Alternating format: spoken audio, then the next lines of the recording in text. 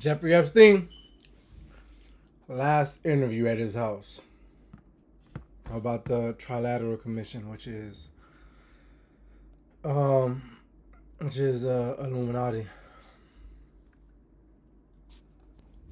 Let's go.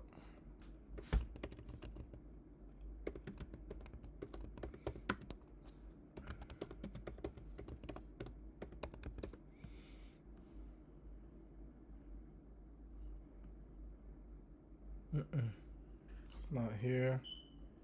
Everybody's posting it. It's this one. Before we get into the deep stuff, let's just... All right. Let me get myself a little smaller.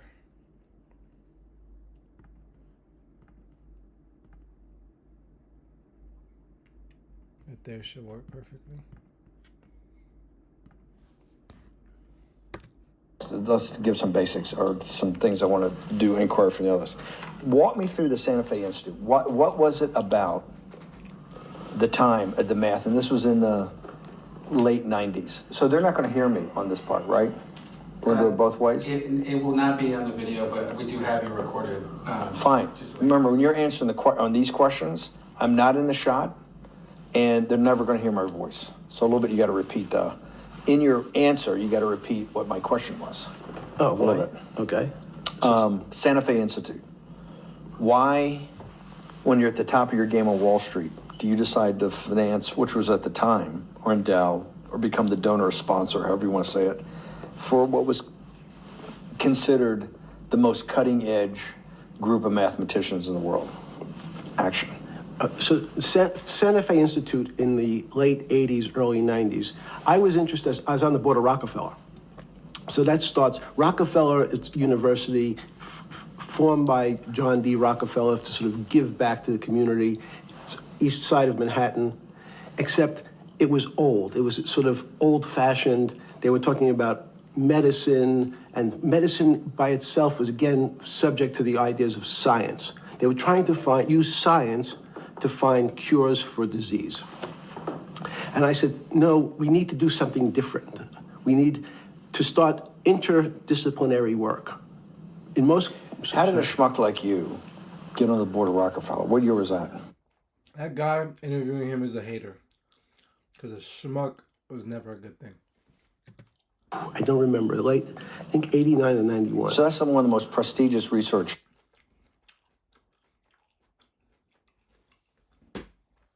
Due to Epstein's accusations, he may not be a good person. But this right here showed, his leader attributes, being called a schmuck by somebody and just ignoring the fact that he called you a schmuck and just, stick with the question and answered it. How did a schmuck like you get on the board of Rockefeller? What year was that? I don't... I've seen no reaction at all to the word schmuck. Some good shit. I think 89 and 91. So that's one of the most prestigious research places in the world, correct? Yes.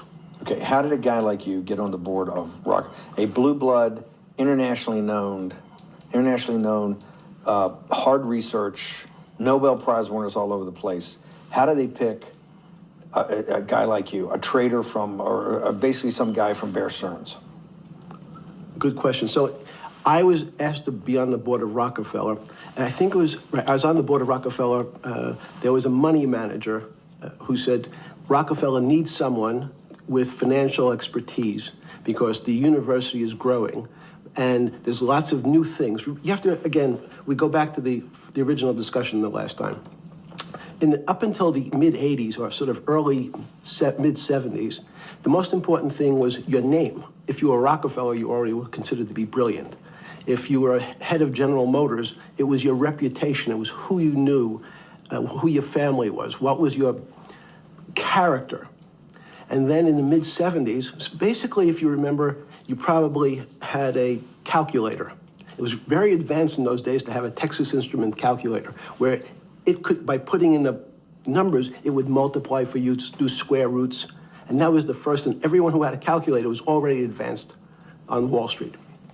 A simple almost like your accountant. The most important parts of business were really now going to calculations. So it's not only mathematics, but it's things that could be calculated. Reputation couldn't be calculated. I could give you, are you a 10 on a reputation scale, an 8? What does it mean to have a measurement of your reputation? We'll get to that later. But places like Rockefeller needed someone to say, look, we're entering a different world where numbers and the numbers of companies, portfolio management was going to be balanced, it was going to be statistical. Jeffrey, could you come on the board? Potentially sit on the finance committee, Nancy Kissinger and a bunch of other people. And David Rockefeller and I got along. Nancy Kissinger. Who is that? I need to take it off caps. American philanthropist. She's an American philanthropist and Rockefeller political aide and the widow of former U.S. Secretary of State Henry Kissinger. The couple married March 30, 1974 in Arlington, Virginia. Damn, she's still alive. Henry Kissinger must have died in 23.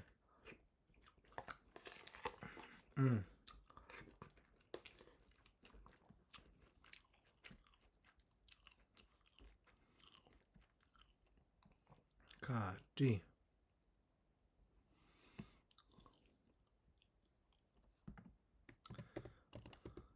Please tell me you got it. 20 million? Get the fuck out of here, nigga.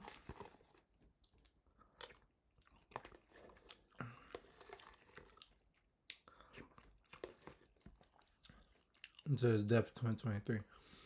Let's look up Henry's net worth.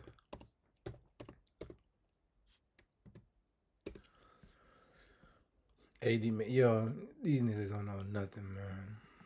Alright, let's go back to it. Very well. He was this unbelievable human being. David Rockefeller and I got along very well. He was this unbelievable human being.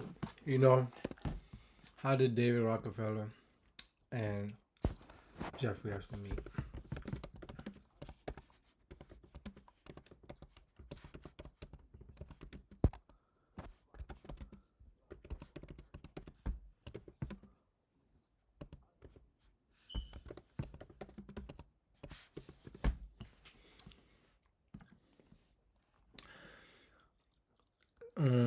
Inner circle during 1990s through strategic high-level networking, philanthropy, and by leveraging positions on elite boards. The untold story of how Jeffrey Epstein got rich. First of all, who is David Rockefeller? I know he's, John's son, but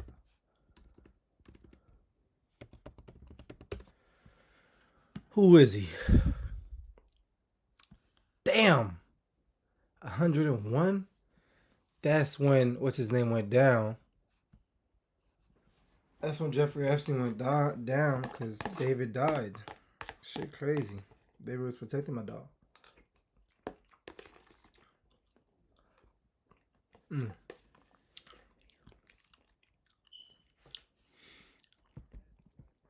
Damn, no more Rockefellers. It's all Kaisers now.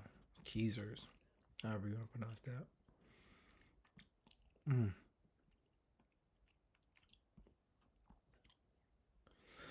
David Rockefeller was an American economist and investment banker who served as chairman and chief executive of Chase Manhattan Corporation. He was the oldest living member of the Rockefeller family from 2004 until his death in 2017. Cause of death, old age. I'm pretty sure.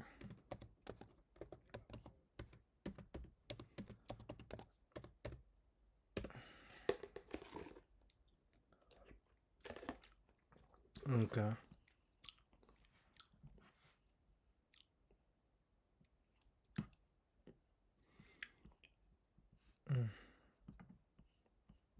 Godly. Oh my God. Alright. Somebody If you die like that, you did some horrible things in your life, huh? All right, who was his wife?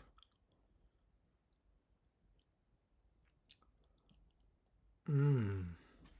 50, 60, 70, 80, 90, 56 years?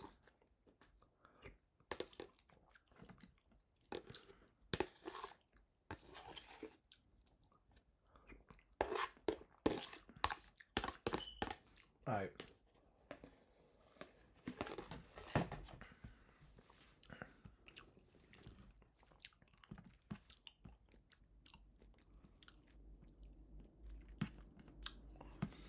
Let's look how rich this guy was to see if if this shit got it right. 3.3 billion. Get the fuck out of here.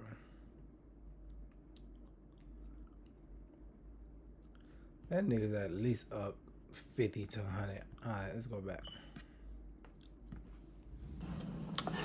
Respectful to everyone. He introduced his driver as his colleague, not his driver. He would never say, this is my driver. He said, it's my colleague. And David started to explain to me world politics. So David would say, Jeffrey, money is going to be sort of the most important things. People don't understand money. You seem to have this knack for money. I said to David, tell me about your life. What was the worst and the best part of your life? So David said, when I grew up, everyone knew I was a Rockefeller. They didn't know that my father told me he would not leave me a dime. No money. But every time we went out to eat, me and my 5 friends at school, they would leave me the bill. They would expect me to pick up the check because I was a Rockefeller. And he said, I was chairman of Chase Bank. And he said, I remember like it was yesterday, one of the headlines in Time magazine said, David, please fire yourself. So he thought that there was a world that existed that would be a combination of both politics and business and leadership. What do I mean? He formed something called the TRILATERAL Commission. The TRILATERAL Commission is some spooky stuff. People said it was something, the Illuminati, there's some mystery about it, people that ran the world. It was politicians, but David said, most countries, the politicians get elected for 4 years or 8 years, separate from the royal families in England or in the Middle East. Someone's there for 4 years and then they're not there anymore. The most important people to have stability and consistency would be businessmen. So he formed this trilateral commission of businessmen and politicians from 3 major continents. So it was the North Americans, the Europeans, and the Asians. So he said to me, would you like to be on the Trilateral Commission? Now, I was 30 years old, 32 years old. I said, great. And he said, well, you have to fill out this application so they have your bio. And I looked at the list of people, and it was Bill Clinton, former president of the United States, Paul Volcker, every great leader in America, the Asians, the Japanese, and with a very long description of their history. And they asked me to fill in what I would like to have written. And I wrote Jeffrey Epstein, comma, just a good kid, which I thought was funny, nobody else did. So in answer to your question, at that time I recognized around the world that monies and currencies were not really well understood. But again, it was only numbers. So numbers, and I'll get to the fact that it was bad thinking. Numbers are very good. Are most people that you meet, even on a Trilateral Commission, when you meet most people, do you find most leaders financially illiterate, economically illiterate? Most political leaders don't come out of a background of finance. Most political leaders come out of a background of being popular. So in some of the countries, in some of the African countries, for example, they might have been a military person. They were a general. In some of the African countries, they might have been a disc jockey. Or in our country, they would have been an actor. the knowledge of money isn't, they don't have an expertise, they have no degrees in finance. They really, and this is one of the major problems, their expertise, if they have any financial knowledge, is of their own checking account or bank account and filling in their own taxes. So many world leaders who don't really have a financial underpinning make fundamental errors when it comes to money on a country or institutional level. Let me give you an example. If you, Mr. Bannon, if I said your assets increased last year, you'd say, that sounds pretty good. And I'd say, what does that mean to you? You'd say, well, I have more money. I guess I'm wealthier. I'd say, yes.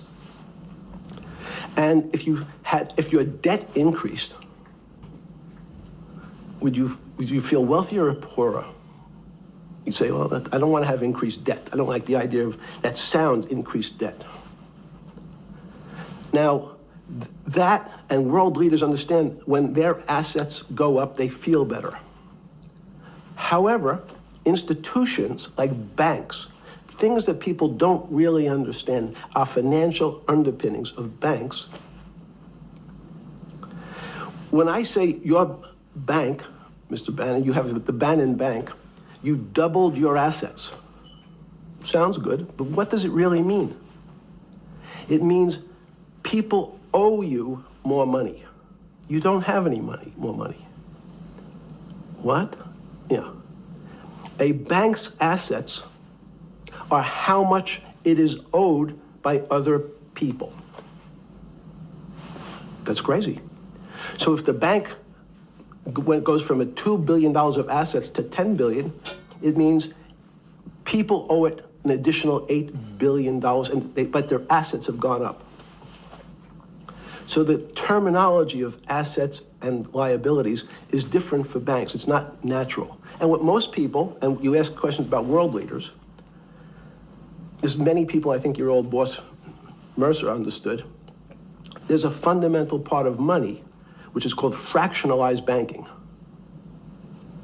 And fractionalized banking is something that finance people understand, and the people on the street, and when I say people on the street, that's where I was when I started on Wall Street, would find it impossible to believe. Impossible. Why? Bannon Bank, I give you $1, just one single dollar. In our system of banking, I would say, okay, Steve, I gave you $1. How much could you lend out to your friends? And your natural reaction would be probably something less than $1 because I want to keep something in my pocket. The way our system works is if you as a bank are holding my dollar, you can lend out an additional $8 or $9. No, it's impossible. I only have $1, Jeffrey. We have something called fractionalized reserves, which is if you have 1, you can lend out 9. That's the way our system works. And so not only do world leaders not understand banking, but the man on the street, my father who worked in the park department, it would be beyond his imagination that people could lend out more money than they actually had in their pocket. Next question. But how did this, in understanding that, when you get on something like the Trilateral Commission, you're on the board at Rockefeller, which is the most advanced research. You get brought into the Trilateral, which is the elite of the elite. How, since you're only at that time 30-something years old. 8 years from teaching at Dalton, right? You're Dalton. No, 10 years. 10 years teaching at Dalton. Yes. Walk us through. I mean, put us in the room. Walk me through exactly what it felt like. What it felt like being on the board at Rockefeller. We got these Nobel laureates, and you're sitting there making decisions, and you start to meet these people at Rockefeller. Now you start to meet these people at the Trilateral Commission. What did it feel like? It's a great question. So what did it feel That's like? what I'm in the business of asking. Yeah. What did it feel like meeting some of these people like Kissinger or Rockefeller? And those are two extraordinary people. But in general, I think the question, the people on Wall Street, I tell the story, the first day, one of the first days when I was in Wall Street, someone said to me, would you like to buy ATV?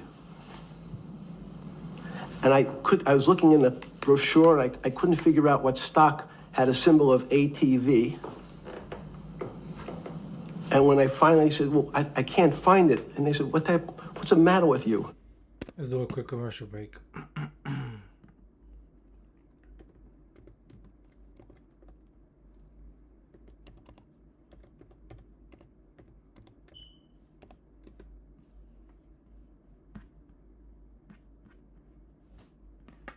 What's going on?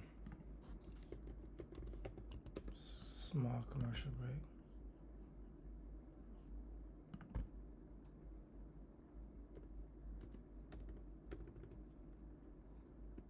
Three O's, two H's, one H3. Yeah. Okay, on the beat. Ooh, yeah. How did you give me the night, I'll treat you right. Take all this pride to stay the night. And I'll make you how did you give me the night, I'll treat you right. Take all this pride to stay the night. And I'll make you how did you baby, touch it, yeah, touch it, oh, touch it, yeah, touch it, oh, I make you, hey, I treat you right, oh. She say she love me, but she lie, tryna find me all the time, wanna use me for my money, baby, I don't need that. Don't treat you right, don't treat you right, think how you do, is it enough? I don't want you to love me, fuck me like you do not know me, baby, where it's up, babe, you already know money, I treat you right, I say the night, and all you gotta really do is take the bite. Give me the night, I'll treat you right, take all this pride to stay the night, and I'll make you I'll treat you right, give me the night, I'll treat you right, take all this pride to stay the night, and I'll make you I'll treat you right, baby, touch it, yeah, touch it, oh, touch it, yeah, touch it, oh, I make you, hey, I treat you right, oh.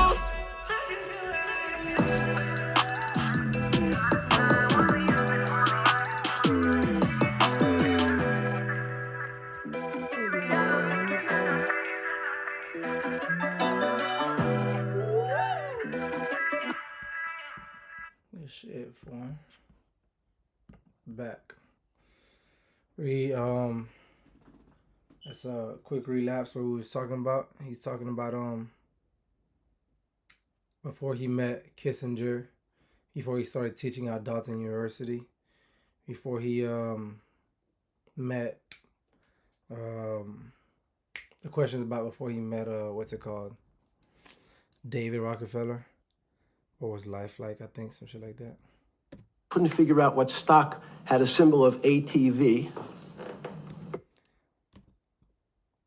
This around his time when he first got to Wall Street, somebody asking him to buy ATV. He didn't know what that stock was. Then he found out it was just a hot television, like TVs that was stolen. Let's listen to his response. Sure, I couldn't figure out what stock had a symbol of ATV. And when I finally said, well, I can't find it, and they said, what's the matter with you? Do you want to buy ATV? Which is, he was selling hot televisions, stolen televisions from the floor of the American Stock Exchange, referred to in common parlance as the televisions fell off the truck. So I knew what that phrase meant from Coney Island. But what I found was most people, be it in business, in normal life, or in the world leaders, don't really understand money. It is something they think about. They have a sense of what it is. They certainly want more of it.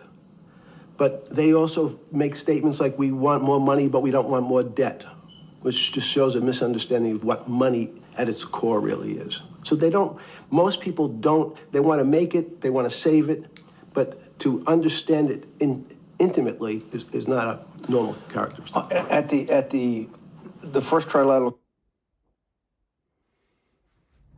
Cuts off, and it comes right back. or something? Yeah, good. You're good. Just give me approximate. You joined the Trilateral I Commission. think it might be. And we'll be able to show we'll pull down the chart of where your name was, but just give me roughly when it was.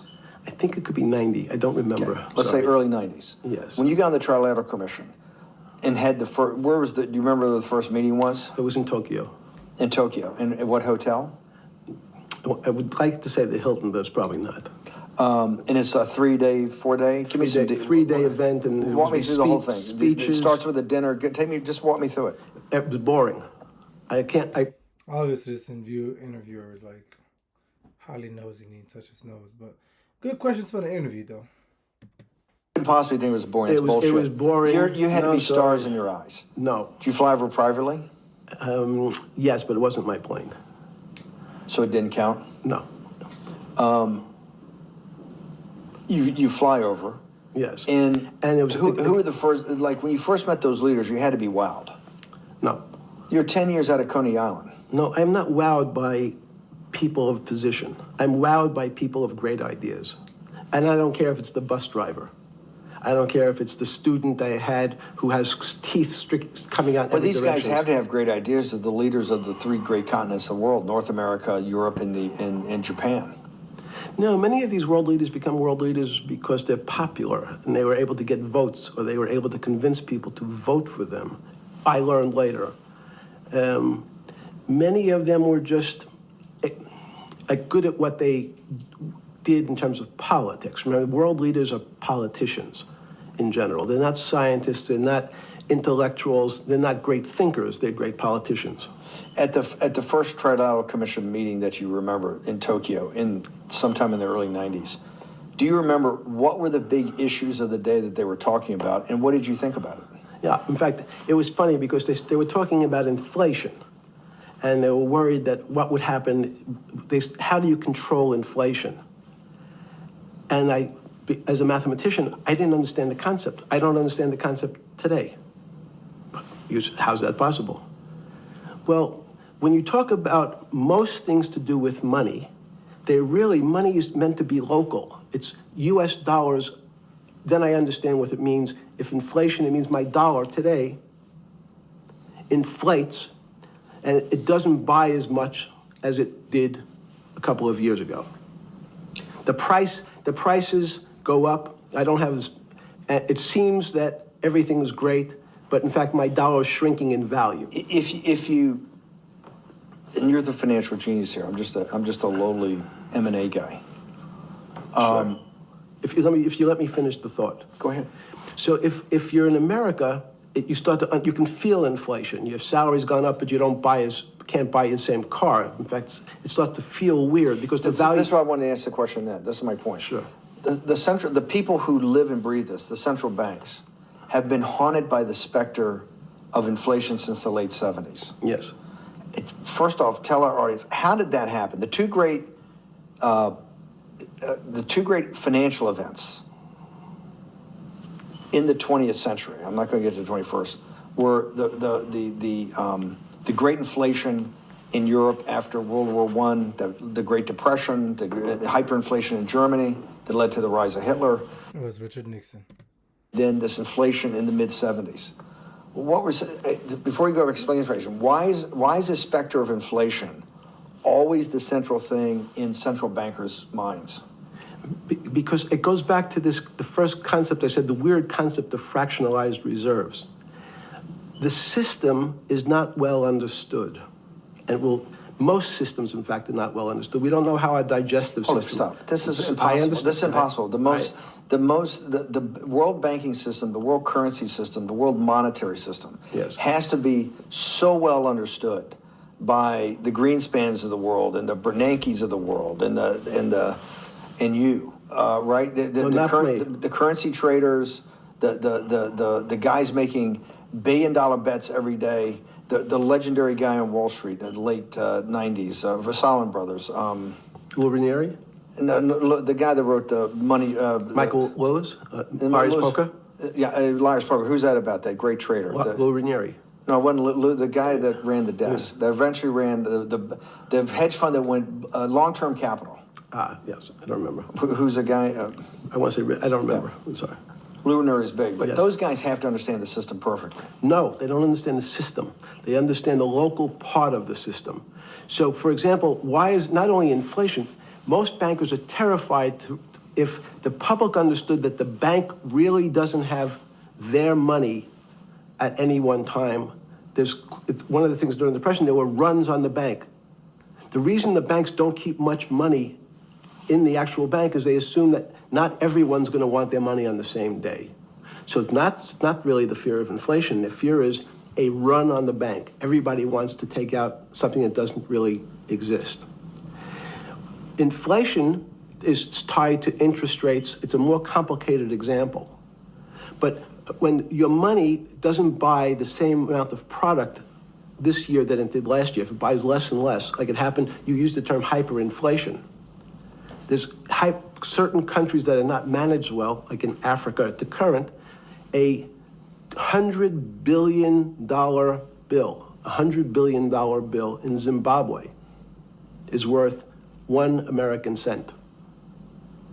That's the perfect example of hyperinflation. It goes up, it doubles every day. So people are afraid that their value in the system starts to break down. But so if I said to you, does your doctor understand your body system? You'd say, well, I hope so, because I want him to keep me healthy.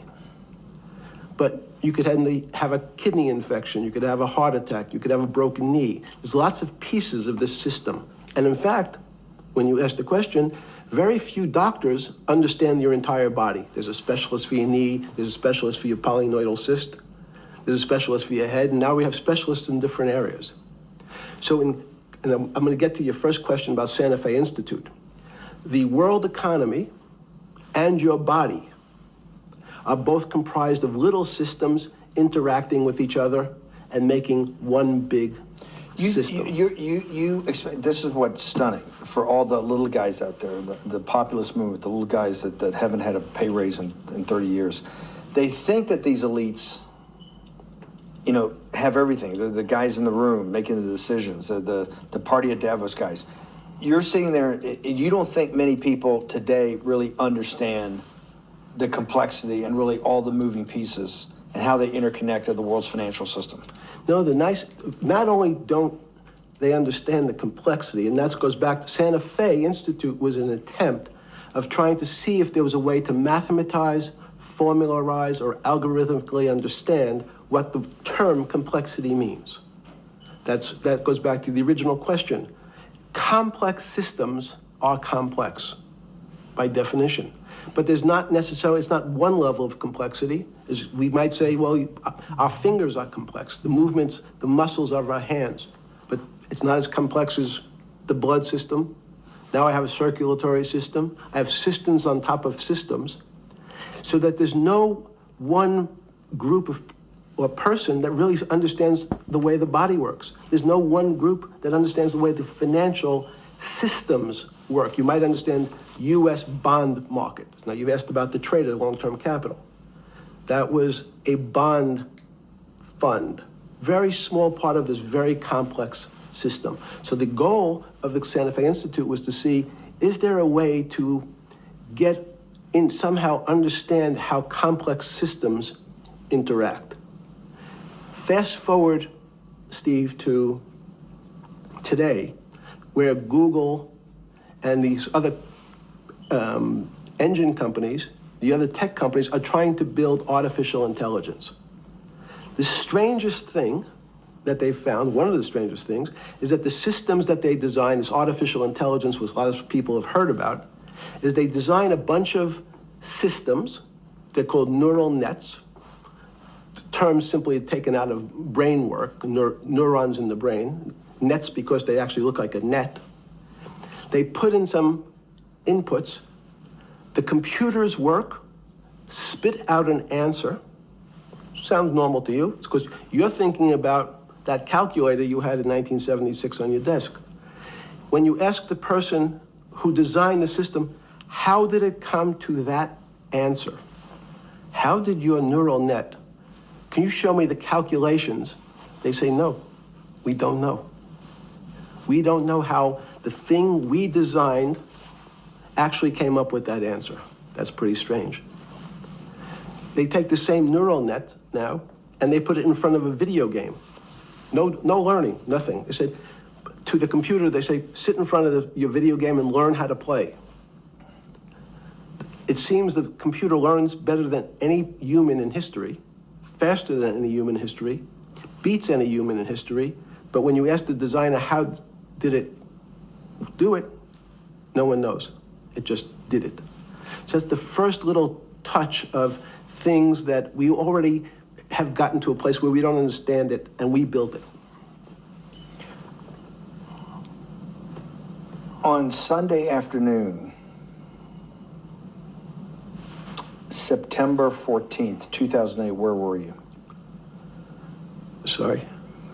It was the night they put Lehman Brothers in bankruptcy in London. I was in jail. Seriously? Yes. So the financial crisis of 2008 happened when you were in jail? Yes. Oh, this is going to be so amazing. This is going to be so amazing. Damn. So Epstein was keeping everything together, man. Hey, lock that nigga up. Fuck the market up. Nah, let me stop playing. That's cute, man. I take it you didn't have your Wall Street Journal dropped off to you in the morning, your Financial Times? No. How did you hear about how did you hear about, because I want I forgot about this, but yes. I'm trying to get, this is going to be amazing. This is, let's go back and do that again. Sunday afternoon, because I want to find out about people, the geniuses understanding the complexity of the financial system. Because I think the best example we have is the financial crisis, the crash of 2008. Sunday afternoon, September 14th, I think it was, 2008, is when they were working feverishly in Midtown Manhattan at the Lehman Brothers offices and at various law firms around town, and with the Secretary of Treasury and the Federal Reserve, what they're going to do with Lehman. They decided they weren't going to save it. And so they prepared to put it into bankruptcy at the open of the market in London the next day. How did you hear about what was going to happen to Lehman Brothers, and what did you immediately think when you heard that it was going to be put into bankruptcy? I'm glad you asked that question. I was in solitary confinement September 14th. And again, some of the public stories about the wonderful time I had in jail and my work release, which didn't come till months after. I'd been there since June in an 8x10 cell with a bed in the back, a 6-foot bed in the back, a chrome sink with a toilet attached to it, and a little piece of metal sticking out that was supposed to act as a table. Now, since I was in jail, there were no books. Why? There's no library. No library, but you're in jail. No, I was in jail, not prison. So in jail, I was in a place that was called the Special Housing Unit, which is for the roughest, toughest, meanest people. They had put me there, they said, for my own protection. So I was in a 8x10 cell with a little slit in the door where they would serve my food on a tray about 9 inches by 4 inches. And then as soon as I finished eating, they would take the tray and close it down. And one of the guards said, do you understand there's Wall Street's crashing. I'm worried about my pension fund. What should I do? And I said, sorry, Wall Street's crashing? What's happened? And he said, there's some crisis and some companies are going bankrupt. I said, are you sure?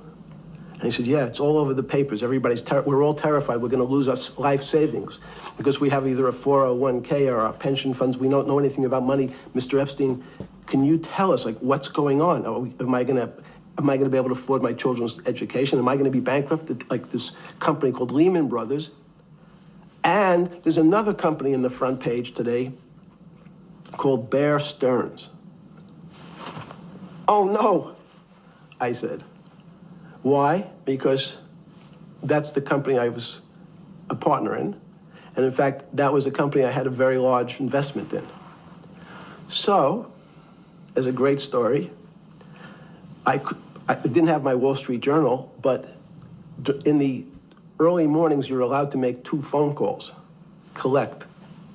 And when you pick up the phone, you can dial a number, and when the person picks up, they say, you're getting a call from the Palm Beach County Jail. Will you accept reverse charges?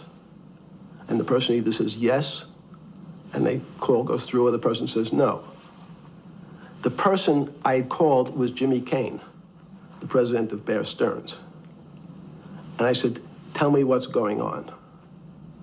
And so that my knowledge of the financial... Let's look up who Jimmy Kane is.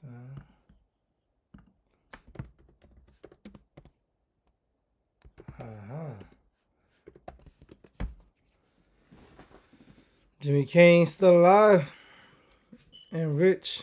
Purdue University. He became the first Wall Street chief to own a company stake worth more than $1 billion, but he lost most of it. In 2007 and 8, collapse of Bear stock and sold his entire stake in company for $61 million. Wow. Oh, he died. Oh, shit. Tripping. It says right here. Damn, he died and fucking all them niggas died around the same time? When did Jeffrey Epstein die?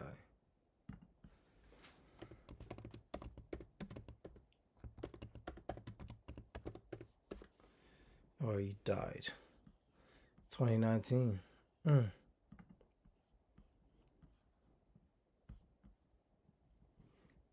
niggas just believe all this or what? All right.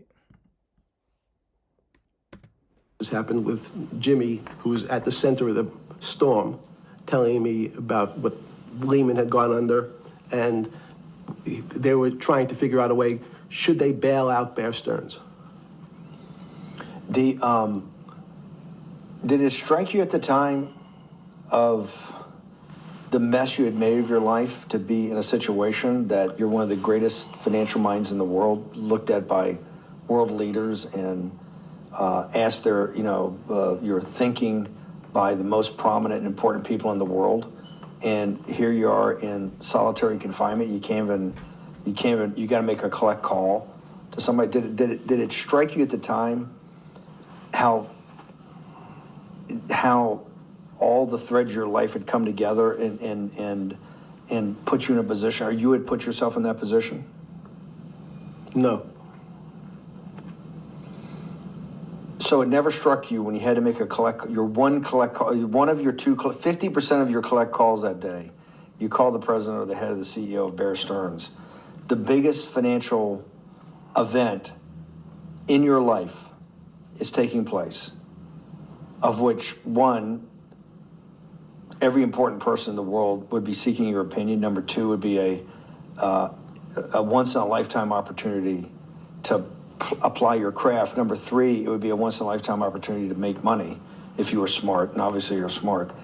You're telling me here, truthfully, that it never hit you at all of how you'd ended up in a place where you had to make a collect phone call from a jail cell that was 6x9 with a steel bed and your food being passed in through a slot. The question you want to ask is, who was the other call to? Okay, who was the other call to?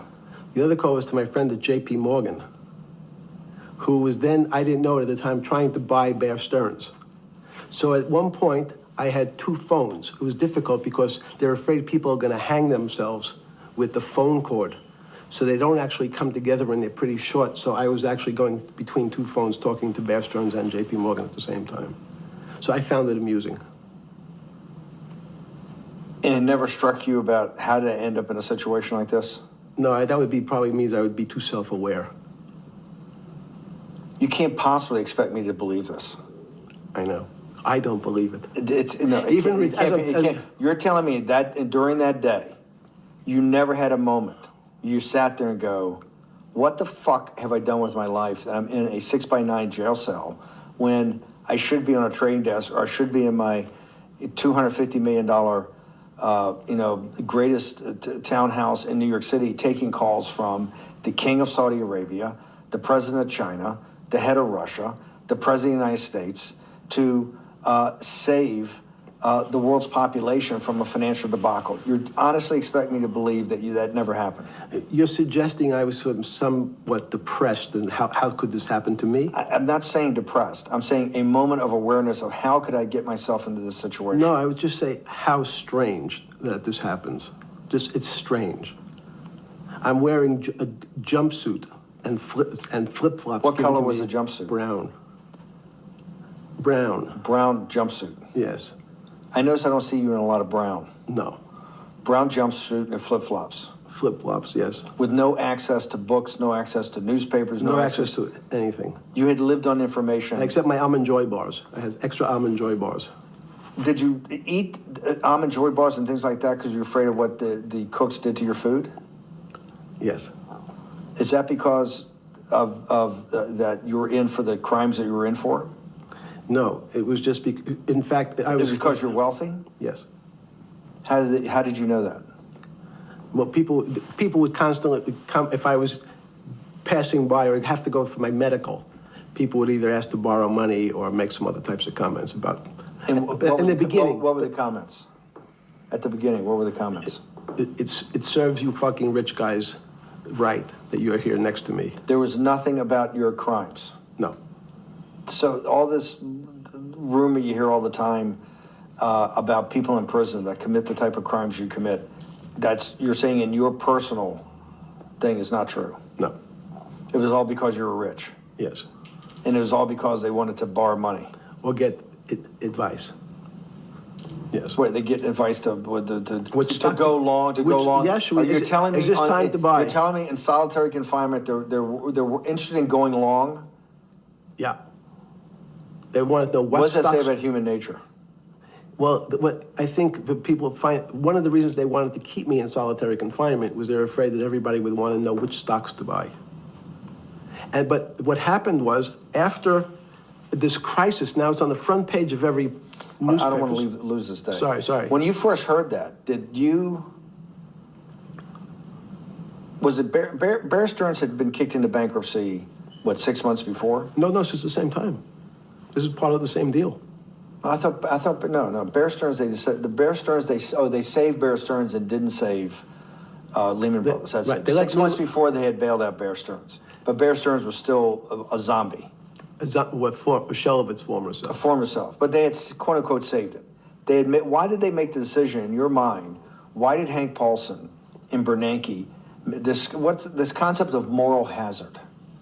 Explain to the audience what moral hazard is, and why did they save Bear Stearns 6 months before, and why did the smartest guys in the room decide not to save Lehman Brothers? It's a good question. The real issue is I'd have to go back, when you have these systems, to the way your doctor responds to any type of emergency in your body. If they might decide to save your kidneys and let your gallbladder go, because the gallbladder is less important to your overall system.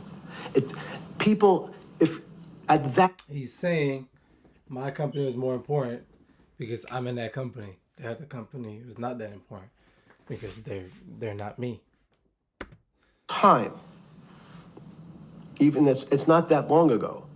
The boogeyman was when said, well, what really happened? Jeffrey, what really happened? What is this financial crisis? And, some of the progressives and the right wing blame it on the banks. It was the banks' fault. And it's the fault of this very esoteric, unknown concept of derivatives. It was really the derivatives that caused this financial crisis, because the derivatives got somehow out of control and in the Mickey Mouse. And that was the way you started your road to a billionaire went right through derivatives. Yes. But derivatives were not the cause. Derivatives were not the cause at all. It's like saying your hair was the cause of your heart attack because it was on top of your head. So what when you was the fell down. cause? There isn't, let me say, there's no one specific cause. These are system collapses. So many times when they have to make your death certificate, when you say, well, what did he die from? They'll say heart failure. But if you say, what was the cause of his heart failure? Well, he had low blood pressure, his sugar was high, he was diabetic, he had all these other problems. But they said, no, we need a word on your death certificate. Did he die from brain damage? Did he die from heart failure? That's the financial crisis. Many people said, well, what caused it? They wrote, like on its death certificate, derivatives. But derivatives were not a fundamental, derivatives are not a fundamental cause of anything. Was it Sunday or Monday? I take it was Monday morning when you made your 2 collect calls and you were talking to Bear Stearns on one hand and Morgan Stanley on the other. JP Morgan. JP Morgan. That was Monday morning. Did you, Jeffrey,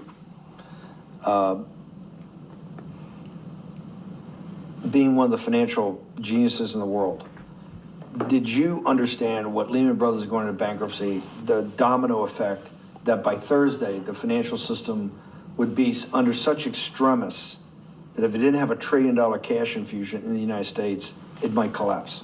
Did you know that at the time? Did you view that at the time? Yes. You did? Yeah. Why? I view that at the time. Yeah. Such extremis that if it didn't have $1 trillion cash infusion in the United States, under such extremis that if it didn't have $1 trillion, understand what Lehman Brothers going into bankruptcy, the domino effect, that by Thursday the financial system would be under such extremis that if it didn't have $1 trillion cash infusion in the United States, it might collapse. Did you know that at the time? Did you view that at the time? Yes. You did? Yeah. Why? Again, I don't want to bore you or the audience with the idea of it's a medical procedure, but you had system failures. So you'd recognize that if I said to you, did you realize when your father was on the ground and he was clutching his chest and he couldn't breathe, it was a bad situation and he could die. That's how I saw it. Did you immediately think about the commercial paper market? I mean, the mechanical triggers that actually you had to blow through these circuit boards. Did you know the circuits? Did you understand the circuits? Or did you have a concept of the circuits that were going to get blown through? Yes, but only because of an analogy to a body. And in fact, from my telephones against the wall with my little metal wires, because the next day I talked to another person in Washington about the issues of what I thought was happening, and I made the same discussion about the... They were at the Treasury Department? Yes. So in a 6x9 cell in... The phones were outside the cell. In Palm Beach County, California? West Palm Beach, Florida. West Palm Beach, Florida. That's what your juice diet. West Palm Beach, Florida. West Palm Beach, Florida. West Palm Beach, Florida. You're making a call to Washington, D.C. to talk to some deputy secretary of Treasury. Someone in Treasury. Right. Someone in Treasury. Right. And that does not, the night before you go to bed, it doesn't dawn on you at all. You never have a moment of self-reflection that, how did I end up on this metal cot when I should be at the center of things? No, I had a telephone, so I've said, I can talk to, it makes no difference where I am. In fact, I'm still talking to the same person if I was at my home in Palm Beach. But I'm here in jail. Home in Palm Beach. I can dial my own phone. That's bullshit. No, but you can also make 1,000 phone calls. Here you got to make one, and he's got to take. Think how much better that was. I had to decide who was the right person to call. That was unusual for me, because I would have called 20 people. And before. what was the advice you gave? I said, you have a sick patient, and it's very much like a sick patient in the emergency room. You can't think about it like your car. People in normal walks of life think about money and things as a machine. And then, unfortunately, so if your car breaks, cars are always easy to fix. My jets, my cars, if it breaks, I know it can be fixed because it simply follows the same pattern. If this part breaks, you replace the part and the thing works again. People and the financial system are not machines. They can't be fixed the same way. You can't simply take out put some more juice into the commercial paper market, and that's like replacing the carburetor on the car. It's much more, I have a patient who can't breathe, has a stomach problem, can't see, looks bleeding at the same time. What do I do first? I have to think about it as a system. Where's the most logical place? What's the most dangerous place? If your heart stopped, we have to start your heart again. In the equivalent to the money market, why do I have to start your heart again? I need to get your blood flowing. If your blood stops, you're dead. If liquidity, which is the equivalent of blood in the financial system, dries up. Once liquidity is basically cash, putting cash into the Forget system. about what it is. Okay. Liquidity is liquidity. It allows the system, it's the blood of the system. You need to pump blood hard into the body of the economy to keep it flowing. And if you're, especially when you're worried about someone dying, you're not going to be worried about the niceties of, well, you got the shirt dirty and there was some damage. Pumping that blood, keep that heart When you pumping talked to the person in Treasury on Tuesday, the 16th, did you get a feeling as you were sitting in your 6x9 jail cell in West Palm Beach, Florida, that they were on top of things? No, you can't. It's impossible to be on top of things. There's no such thing. It's, again, the doctor watching the patient die, you hopefully have some confidence that he's seen it before. He recognizes that there are some steps he has to take first before he bandages the guy's finger or worries about what shoes he has on. So you hope that the people in charge, your doctors who are working on the emergency patient, have enough experience and, frankly, judgment to try to keep the patient alive. Did you think that they had those things, patience and judgment? They had pretty good judgment, and you needed a lot of luck, just like in the dead patient. You need to, hopefully you put that blood in and it's not too late. And you make some mistakes, but you have to know you're gonna have to give it a shock. In the run-up to the September crash of 2008, Yeah. I guess you weren't occupied with finance. That whole summer, how long had you been in jail?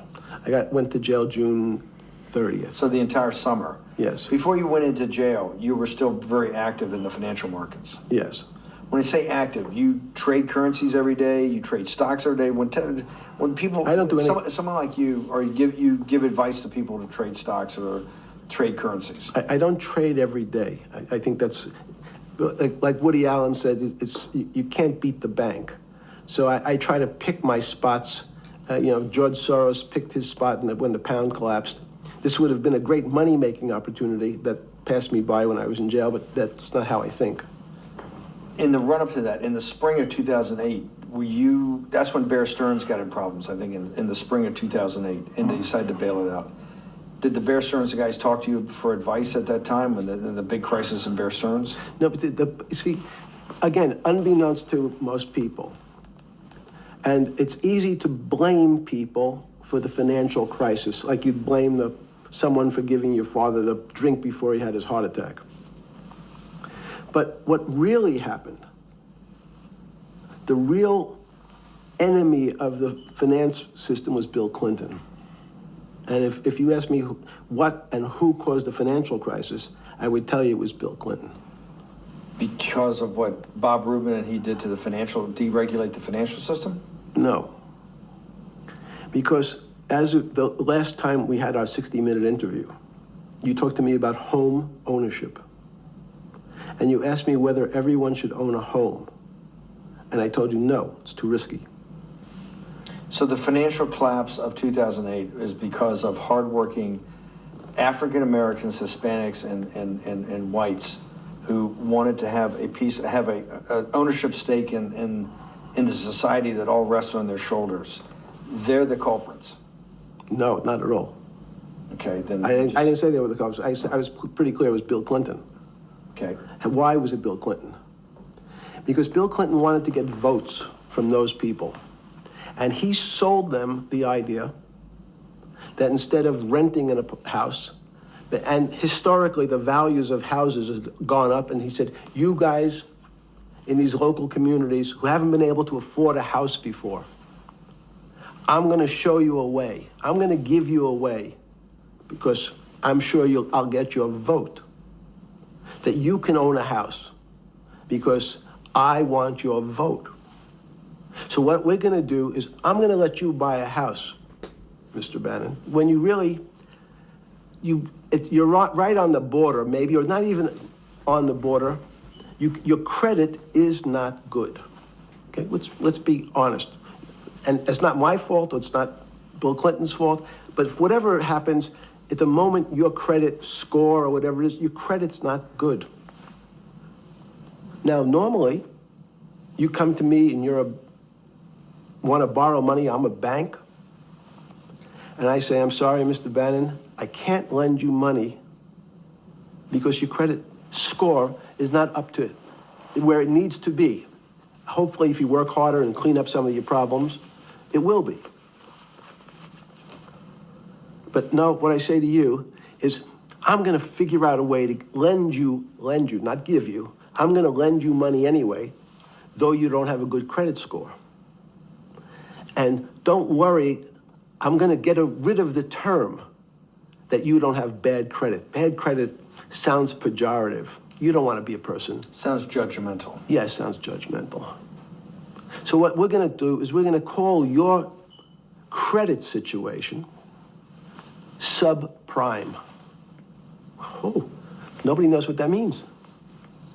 Subprime. That means prime is good credit. Subprime is not good credit, less than good credit. So we'll call it something that people really won't follow, and we'll tell you what.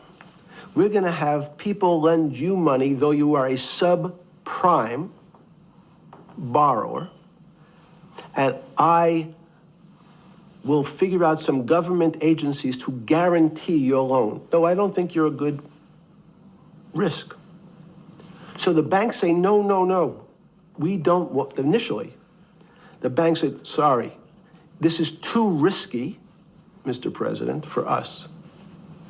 We're in the business of managing risk. It's not our money. It's the hard-working people's money sitting in our bank. We can't lend to people whose credit is not prime. You're asking us to lend to people who are subprime. And he says, here's the key, if you don't, Mr. Bannon, I'm going to make sure the Justice Department charges you with discriminatory lending because you refuse to lend to my subprimers. In business terms, you should never lend to. But what we'll do is I'm going to form an agency called Fannie Mae and Ginnie Mae, just another agency names. They'll guarantee your loan. So don't worry. Don't worry. You don't have to pay it back anymore. Even though and maybe you don't even have to work as hard anymore. That's probably a harsh statement, but these players, these two big firms, Fannie Mae, will guarantee the fact that that bank will receive its money. Now, the bank says, wow, best deal in history. I refused to lend to Mr. Bannon, but now he has the big brother, his Uncle Sam. He went to his Uncle Sam, and Uncle Sam says, I'm guaranteeing it. The bank says, I want everybody. Give me as many people as you can give me, because Uncle Sam is the best credit in the world. Not only it's the United States government. We'll take it all. We'll take as much subprime as we can handle, because it's the best investment for the moment. It's a strange investment because it has politics that has inserted its way into the numbers. Politics doesn't belong in the markets, but now we're going to have, I want the votes, we'll make guarantees that you who can't get a house normally will be able to get a house from the bank. The bank says, this is the best deal in history.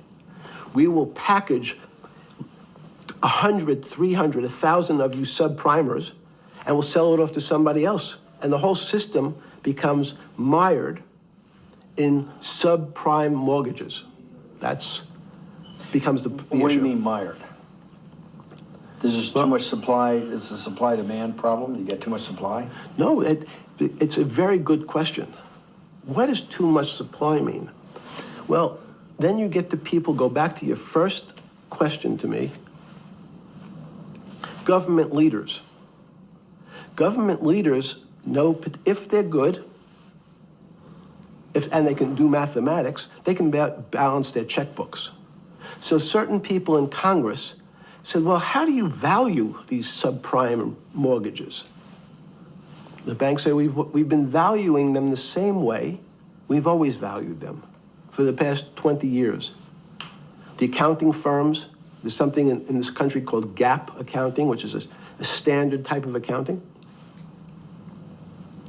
And we account for them the same way we've always accounted for them.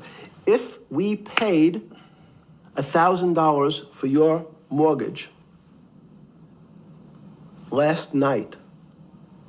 When we put it on our books today, we're going to say its value is $1,000. It makes sense. I paid for it what's its value? It's $1,000. That's what I paid for it last night. No. The Congress people said, that's not really a good answer, you know. That doesn't give us confidence that you know what you're doing. Because what happens if you have to sell it tomorrow morning? Something's happened and you have to sell it. Remember, there's kinds of stress tests. Would you be able to value it at what you paid for it the day before? And Wall Street says, that's not the way you can think about this. This is crazy. We always value things at the cost from the day before. And they changed the accounting method. In essence, to say, not what it was worth yesterday, but if I have to sell, what would it be worth? That's impossible. So what happens is, every bank now has to value something they bought yesterday at lower than they paid. Never before in 20 years did they have to do this. So something they bought at 1,000, on their books was 1,000, is now 990. That's why we gotta wait 5 to 7 years before we sell our houses when we buy it. That makes sense. That starts to, you asked the question about what did I start to think about. Something's 1,000 and 990, this person now has to value it at 980. When did you first start to get nervous? Understand? What the fuck just happened?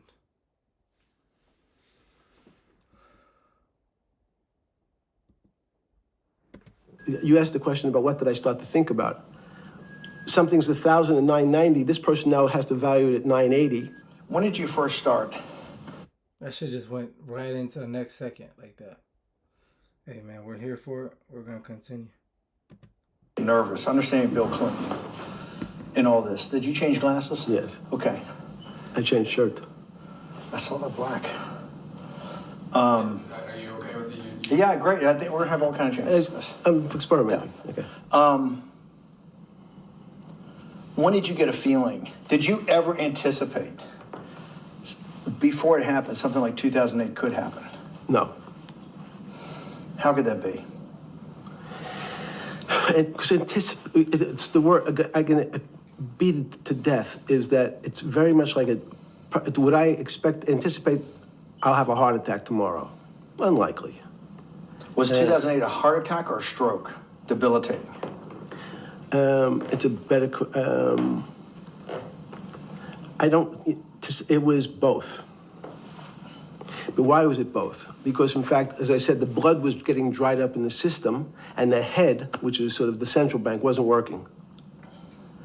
So to some extent, it was a combination. It was a crisis. Did you see that building up over time? It's always been lurking in the background. I mean, if you have an older parent, would you say it's possible? Did you anticipate him having a heart attack today? No, you hope things are going to go better and maybe they'll fix it up. The system was getting too complex, and it wasn't based on derivatives, because what people keep forgetting, and as I was just explaining, Wall Street and in many professions, including Wall Street makes it sound complicated. They don't want the little guy to understand what they do, because they make so much money and they don't do very much. So they couch it in words like derivative and stock options and commodity futures and different types of contracts. It's all everyone is capable of understanding it. It is not complicated. But Wall Street, because they make so much money from doing fairly simple things, needs to make it more complicated than it really is. We had a very big recession in the early 90s based upon real estate and Japan basically imploding. Let's again, okay. You had a recession in the 90s. I don't know what it's based upon.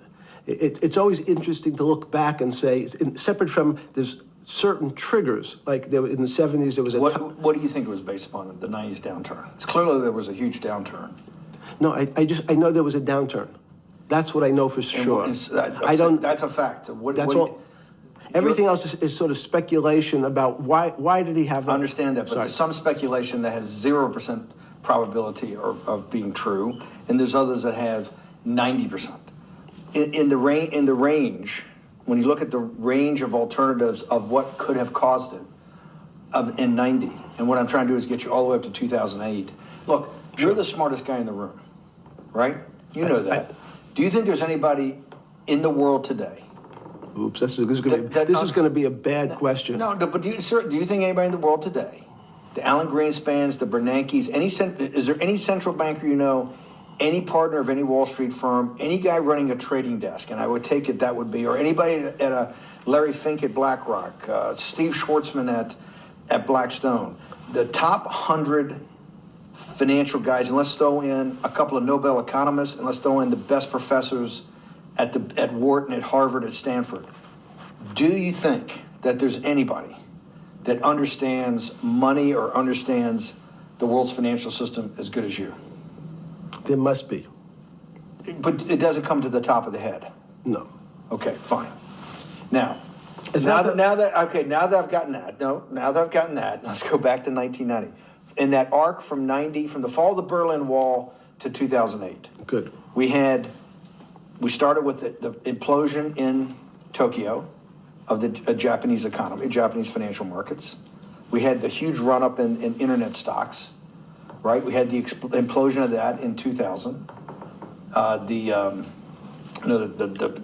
bankruptcy of Drexel Burnham in 90. Mm-hmm. Implosion of Japan, huge run-up in equity markets for the internet, implosion of the internet in 2000, 10 years later roughly. Mm-hmm. And then this run-up through the Iraq War and all that, the run-up to 2008. Every 10 years, it seems like, we're in some sort of 10 years before the 1990s was the 70s. You sound like an astrologer. Okay. And not a finance person. You're supposed to be a mathematician. It just seems to me a pattern of every 10 years. That's misleading. That's exactly right. Okay. Because people like to see patterns. People like to see patterns where there are none. So a pattern of a financial crisis every 10 years is just in my mind. Yes. Long-term capital that had to be bailed out back in the late 90s when everybody panicked. And that wasn't that bailout today would look small, and it was $5 billion or was $30 billion. Businesses fail all the time. But long-term capital, and the Federal Reserve stepped in. But I'm saying people go bad. Things go bad all the time. Yes, you're correct. The audience is watching this, the little guys, they go bankrupt all the time and nobody gives a shit. You know why? They're a little guy.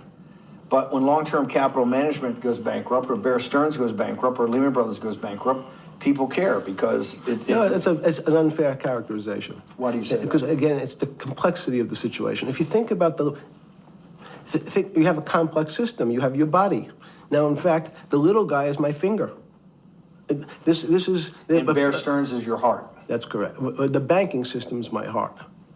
The system, I can't risk my because remember, it's not only my. You haven't been able to name. Hang on. You haven't. Hang on. No, hang on. I was trying to hang. I wanted to see if the hang on worked. No. You haven't been able. You're not good enough yet. You're like junior wizard trying to do it. You haven't. Yes. I'll say, since we can't name another guy that's as good as you. There may be a couple out there. You're not bragging. You're humble. It had to be sometime. Please tell me there was some time before you went to jail and basically got cut off from daily information in the summer of 2008, that you started to get very nervous that this complex system, that something was deeply wrong. Okay, first, let's go back. When I say no one understands the system better than I do, it doesn't mean I understand. You always sound like a doctor. You're afraid he's going to get sued for giving a thing. Yes, you're not taking on any liability. There's no contingent liability here for your answers. No. But the word understand is the problem. Okay. I don't understand the system. So I don't understand the financial system. Please stop. You cannot sit here and tell me. No. What we just went through, I'll go through again. The hedge fund managers, the money managers, the central bankers, the commercial bankers, the heads of the investment banks, the heads of all the trading desks, the top economists, and I'll throw in the business school lecturers at Stanford. Of all the top 200, 250, you can't name at the top of your head the guys are at least at your level. You have to understand it somewhat. No. Sorry. We all don't understand it. No one understands it. It's a miracle. That's part of the problem. It's impossible to understand. That word understand simply means if this happens here, that will happen there. It's predictable. Understanding means it's predictable. It's not predictable. That's the problem. In complex systems, that was the fascination. Is there a way to tease out some level of predictability? So even No, in fact, you would ask the question, it's a great question, which was it a stroke or a heart attack? Now, most people don't know that before they were going to have a stroke, they had a stroke. They just have a stroke. Do they understand why? In hindsight, you go back and you can make lots of explanations that might sound good. And if you're talking to the working man, you're using language that he'll never understand. It's complex. So he, just like going to his doctor, he says he has a gastrointestinal problem, or he has diverticulitis, as opposed to saying, you had a stomach ache, you ate bad food. People don't like to say it in normal, everyman terms. The system had a stroke, and we don't know why. But you just, okay. Hardworking people, and there's a great social benefit, would you not agree, with having people having ownership in the system? It's not my phone. It's one of theirs. When you say ownership in the system, it doesn't mean... Let's start over. Okay. So flip Sorry. over your phone too, because Yes. I don't want anyone to see Yeah. your phone. So maybe flip it down or something. Yeah. Yeah, who knows what the fuck comes up with that phone? That's correct. Which one has sent you? KSA. I can't not believe I've got the magic moment when you're in fucking prison or jail, wherever the fuck it is, It's in crazy. solitary. Now, there's a funny part to that we missed, which is So said... go ahead, tell it. The funny part is what you asked me... Is there anything funnier than that? No, For black humor, it's I don't make any black comments, sorry. You asked me what I was wearing. That's right, you're too wrapped up in the Me Too movement. Yes.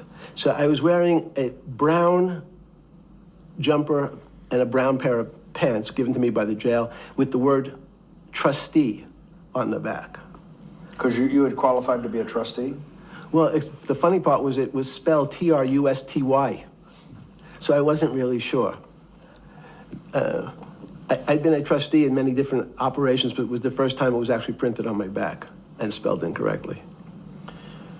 Probably had a higher level of being a trustee at that than you had at all the boards that you were trustees, right? Yes, right, because as the trustee meant you get two devices to clean your toilet as opposed to one. Yeah, but it also meant that you had some sort of personal fiduciary own responsibility for oneself, right? In the jail? You Well, mean? that's what being a trustee is. That's where they give you two.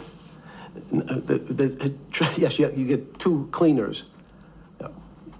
I was a trustee in the jail because I was able to teach some of the kids to help them get their GED. So that's how they gave me a trustee job. There's no time. I got to go back to this because I'm like a dog with a bone on this thing. Yes. You can't. There's something deeply fucked up with you.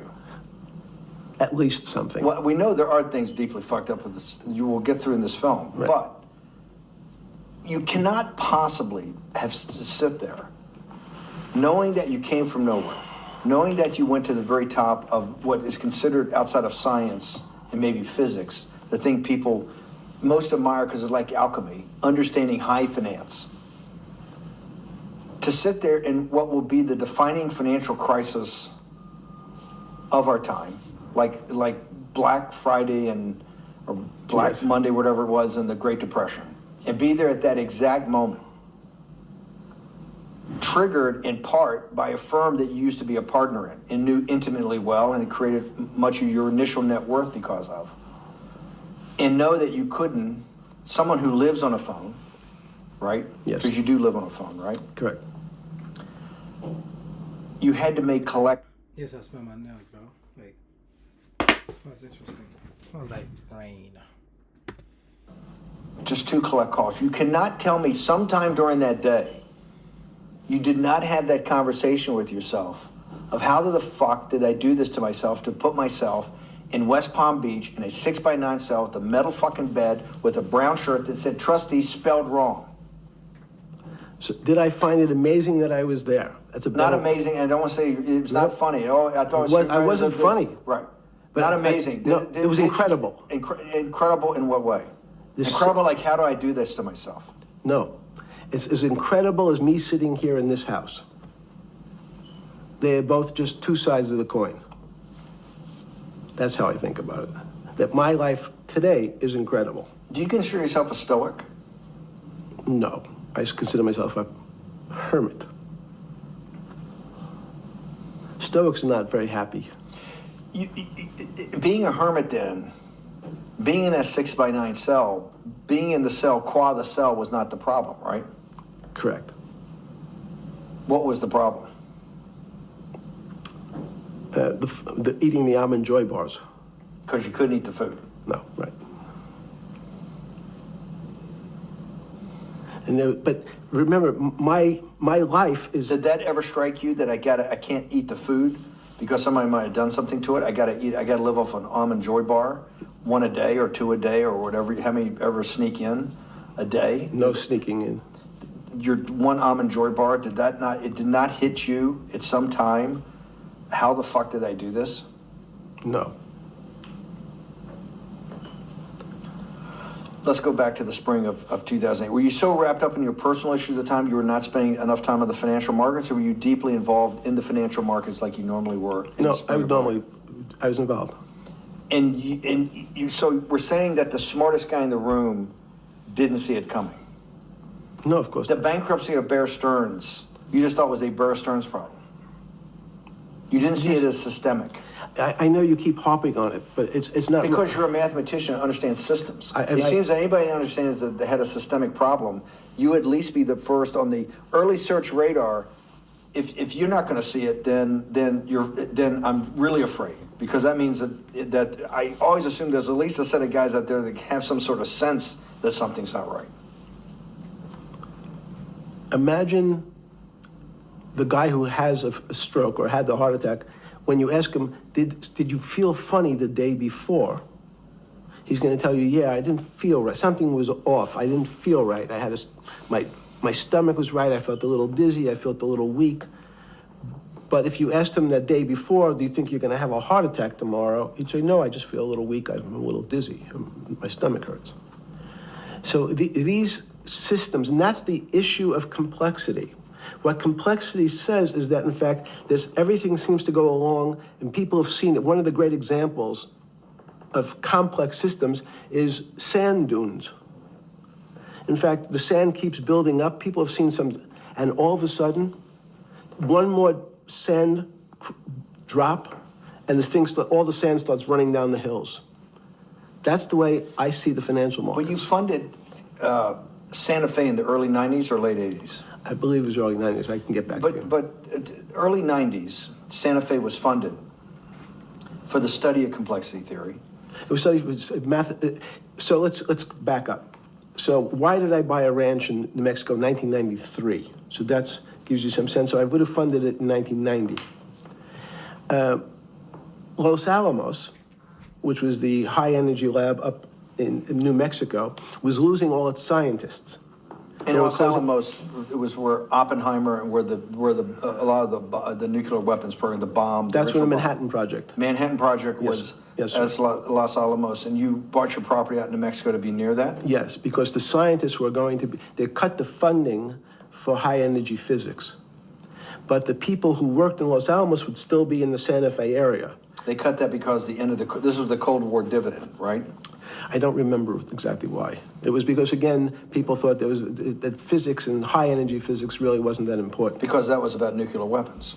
No, it was because they decided, which may be not right. This was the same time that Murray Gell-Mann came up with the term quark, Q-U-A-R-K.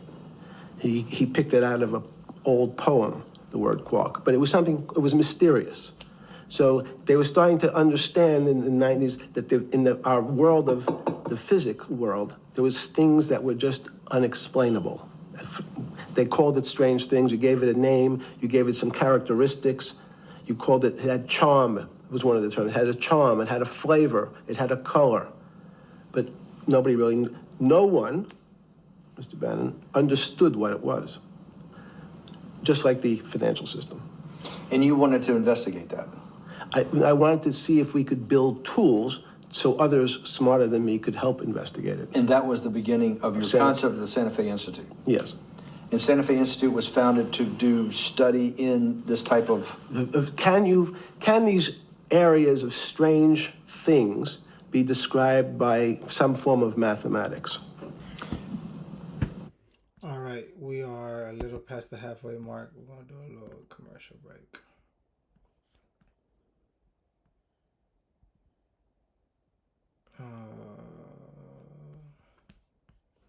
Forest 3, baby, what you got for me?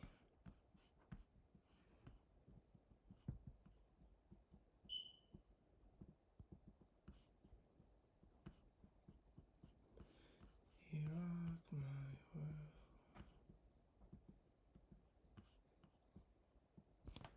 You rock my world.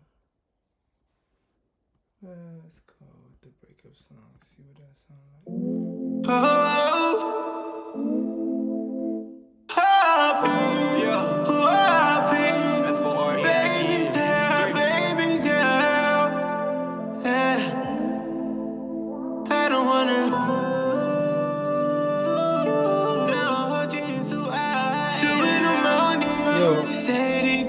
That's crazy. He got a breakup song and I got a breakup song.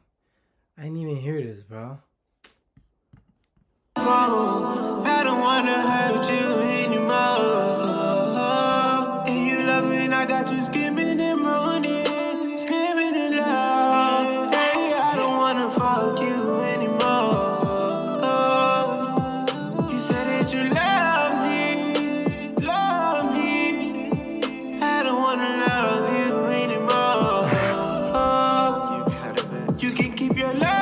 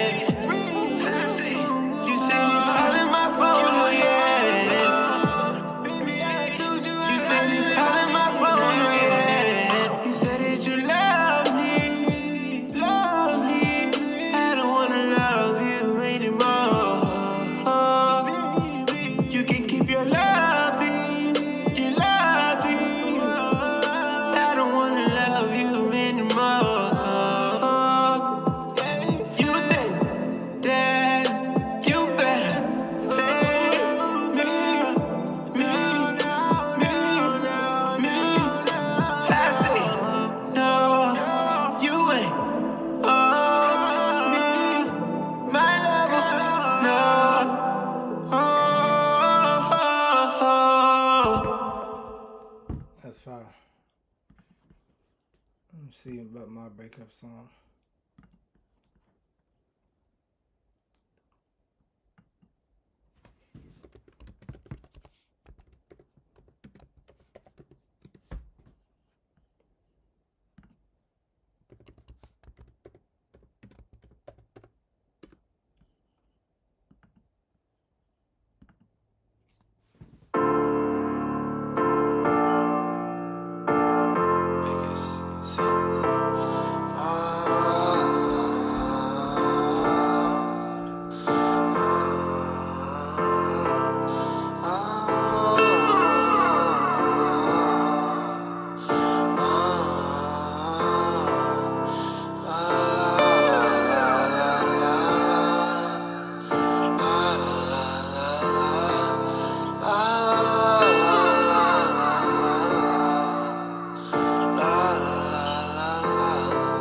When we're together, that's when we're together.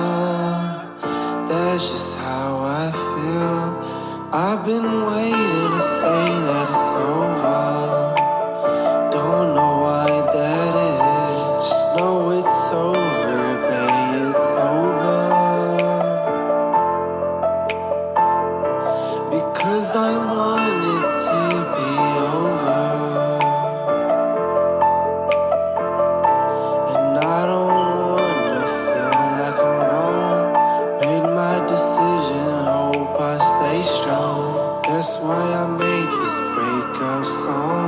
'Cause I've been thinking about it for too long. It's not because I wanna do wrong, but it's because our connection ain't strong. Hope that my body feels alright when you're no longer right by my side. Hope that my body feels alright when you're no longer at my side. When we're together, that's when we're together. That's just how I feel. I've been waiting to say that it's over. Don't know why that is. When we're together, that's when we're together. That's just how I feel. I've been waiting to say that it's over. Don't know why that is. It's over, babe, it's over. Because I want it to be over. It's over, babe, it's over.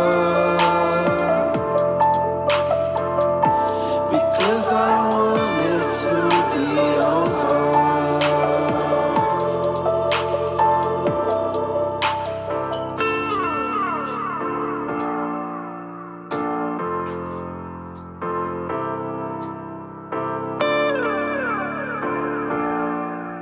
That was me. That was me. That was me. All right, let's get back to it.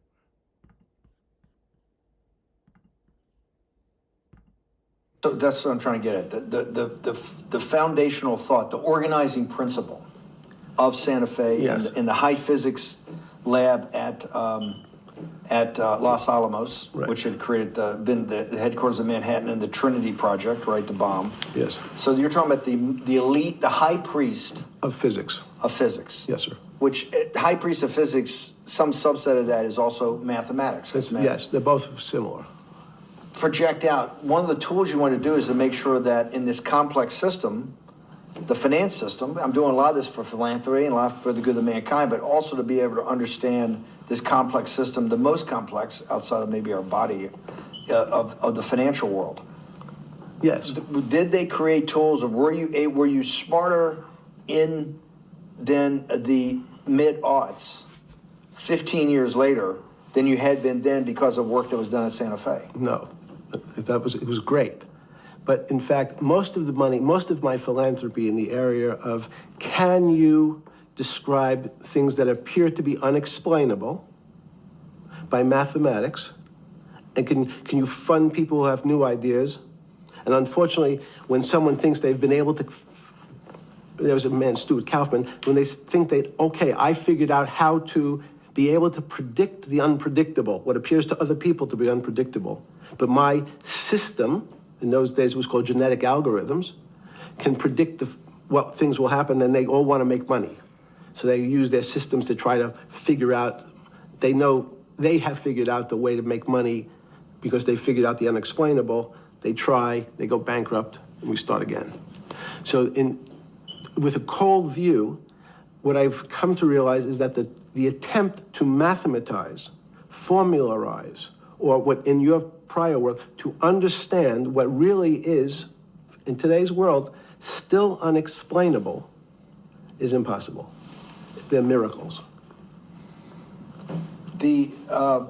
Your first head of Santa Fe was Christopher Langdon, I think. Langdon from Australia. But Murray Gell-Mann was Murray really Gell-Mann was the funder. He was the rock. Yes, he was the rock. He was a Nobel Prize winner? Yes. Yes, and a wonderful guy. He came out and helped us with the Biosphere 2 project.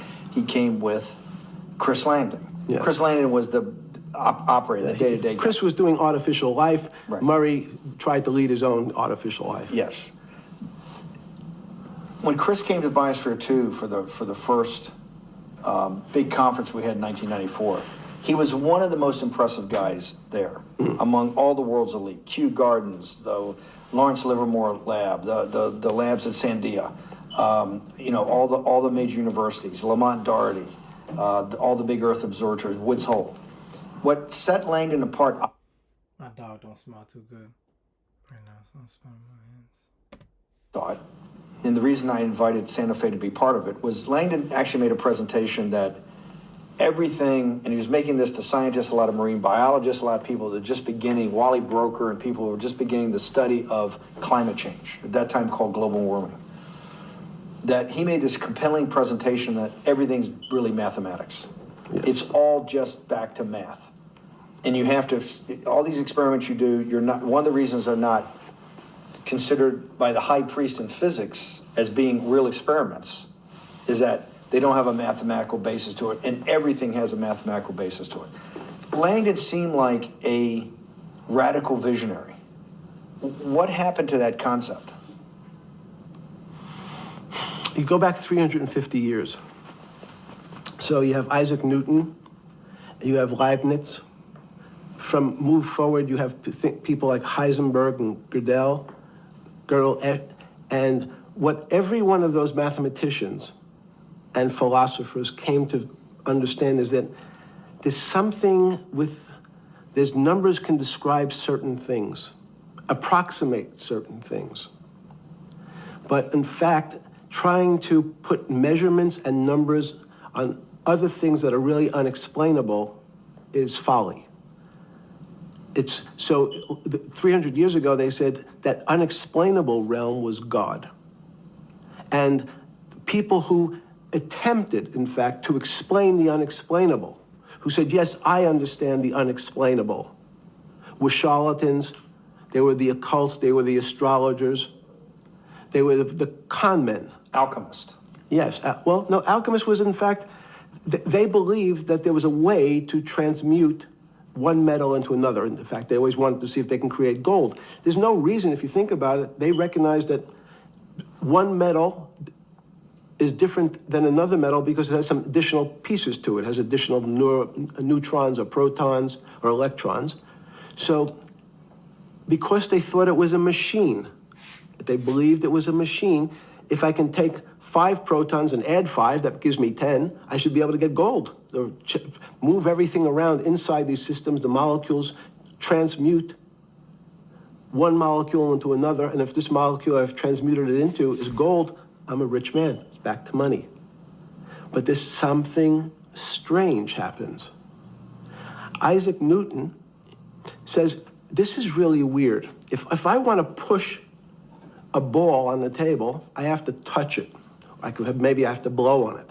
But I actually have to push one side of the ball or the book to move that side. I'm pushing here, and obviously this thing is what appears to us humans to be solid, so it moves as one thing. But the only way to get something to move was to touch it or put a force against it. Okay, seems to make sense. Everybody has that experience. I want to lift a glass, I lift it. If I want to push a ball, I push it. If I want to pull a ball, I pull it. But he recognized when the ball fell off the table, it went in a different direction. How's that possible? Nobody pushed the ball down. And he said, this is crazy. Why did the ball go down? I didn't push it. I just let it go. So someone's pushing the ball, because I know that I am confident that the only thing that gets something to move is with a force that pushes. So there's a force that's pushing the ball down. In fact, he called it gravity. He measured how fast it was pulled, but never was able to explain why it happened. How is it? What is gravity? It's this. Everybody says, well, why did the ball fall to the ground? Because gravity took it. But what's gravity? That's, as Feynman would say, that's the name of the thing. We have no idea what it is.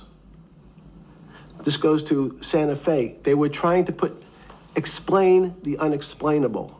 Can we measure?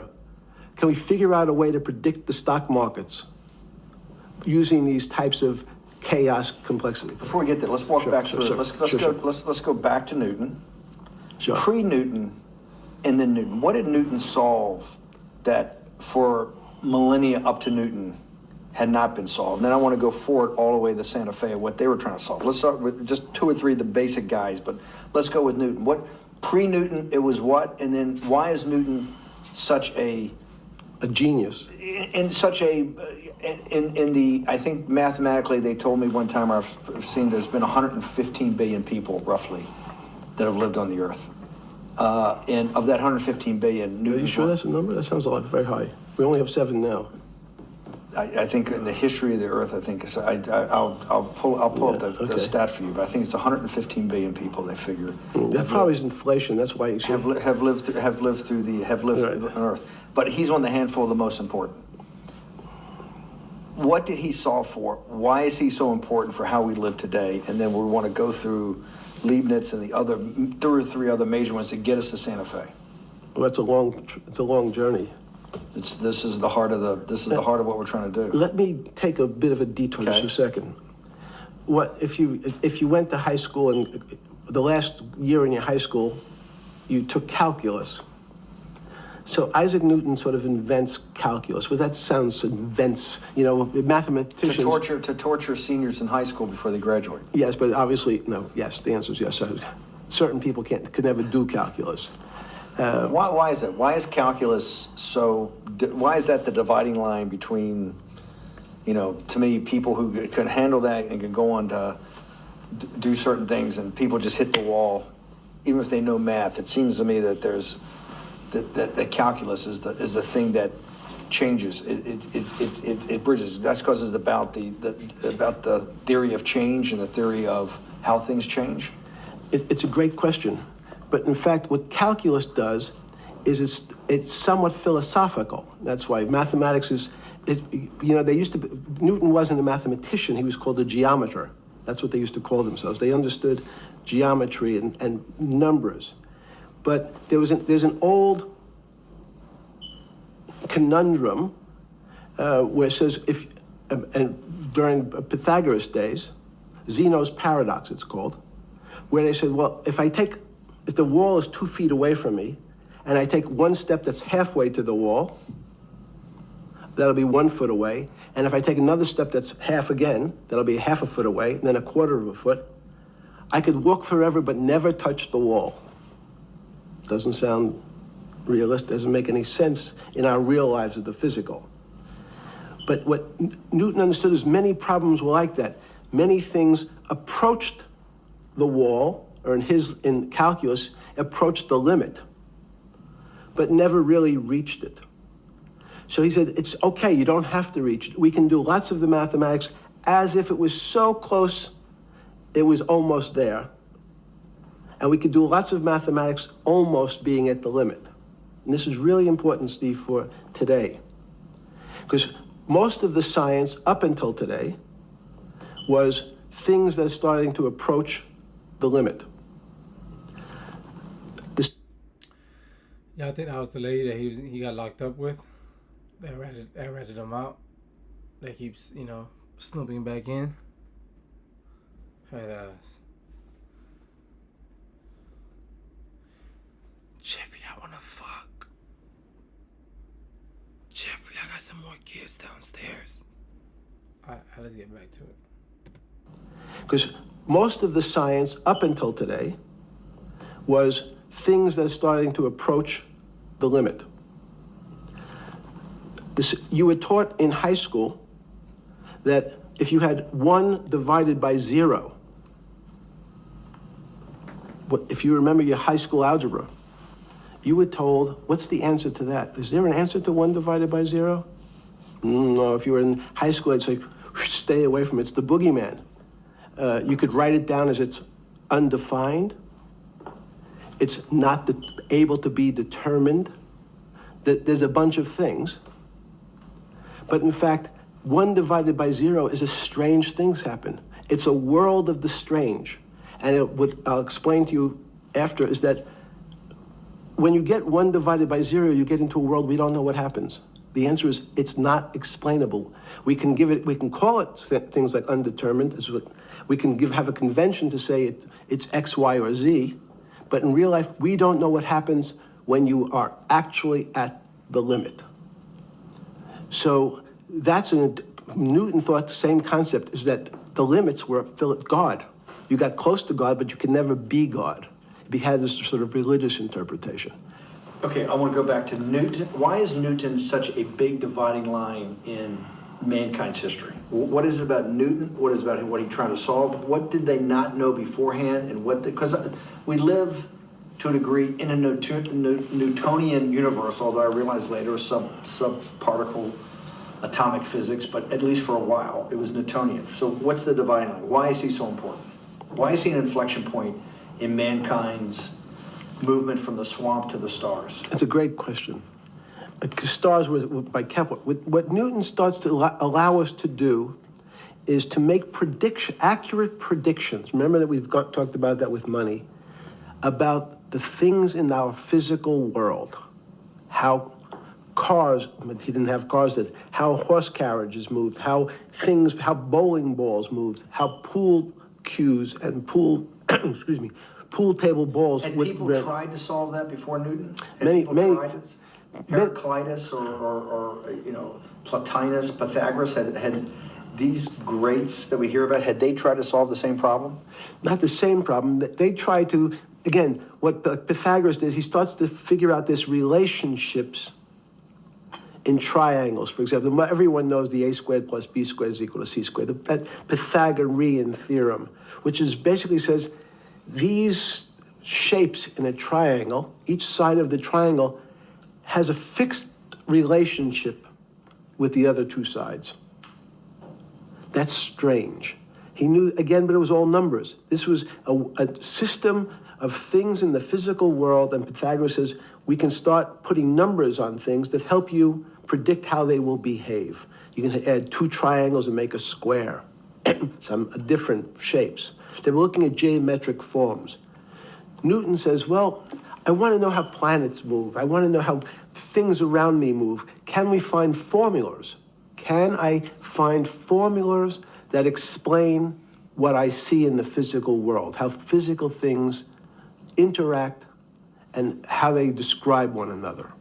Again, the fact that two solid masses, for some very strange, unknown reason, unknown today, attract one another, no matter what they are. People have seen the experiment. You hang something, two little metal balls from a string, they move towards each other. In fact, they move towards each other was very specific. So when you drop the ball to the floor of this room, Newton says, in fact, the room came up a bit to meet the ball. The room moved. It's imperceptible. You can't really perceive that motion, but they attracted each other with certain ratios. So he started to be able to measure things in the physical world. And that was great advances. It also, you wanted to move very quickly. Unfortunately, most people, especially in the 20th century, 19th century, said, well, like Newton, let's measure everything. Let's measure people's behavior. Let's measure their psychology. Let's measure their health. You go to we could have my blood test. Let's measure everything. We can measure Wall Street. Their voting habits. Measure, measure, measure. Can we put a number on how much I care for my wife? Can I put a number on how I feel? And we tried, unfortunately, we try to mathematize the finer things in life, and then recognize that there's things that, unfortunately, just fall outside. Schrodinger wrote a very famous book about what is life. He was trying to figure out a way, can he describe the difference formulaically between things that are alive and things that are dead? The answer is no. The things that are alive in my world are miracles, not magic. Magic has a bad connotation. We trying don't to hide believe in things. you don't believe in the spirit or the soul. That's what animates people, is your spirit or your soul. That's No. have you ever seen someone die? When they die, their spirit leaves. Their soul leaves, no question. So in There's fact, no question to you about no that. question. There's no question to you that there is some animating life force within us that leaves when you're dead. Yes, in fact, I refer to the soul. This obviously is certain. The questions in the past, even Because during people would normally think you were soulless. So Thank you. But have you talk about you actually believe in it and have done some thinking about it is pretty shocking in its own right, isn't it? Well, again, mathematics, Leibniz thought. We know Newton was at Cambridge, and he was the head of the math department, right? He's a professor, Yes, essentially. yes. But Leibniz, was Leibniz a German professor? Yes, but what Leibniz said is the soul is so strange because God took chemicals, which is simply the material, like tables, and he somehow made this material able to have a thought. How strange is that?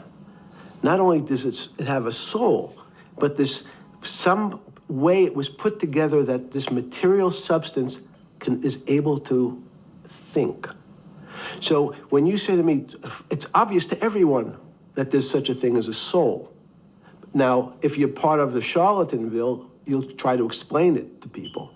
The soul I describe as the dark matter of the brain.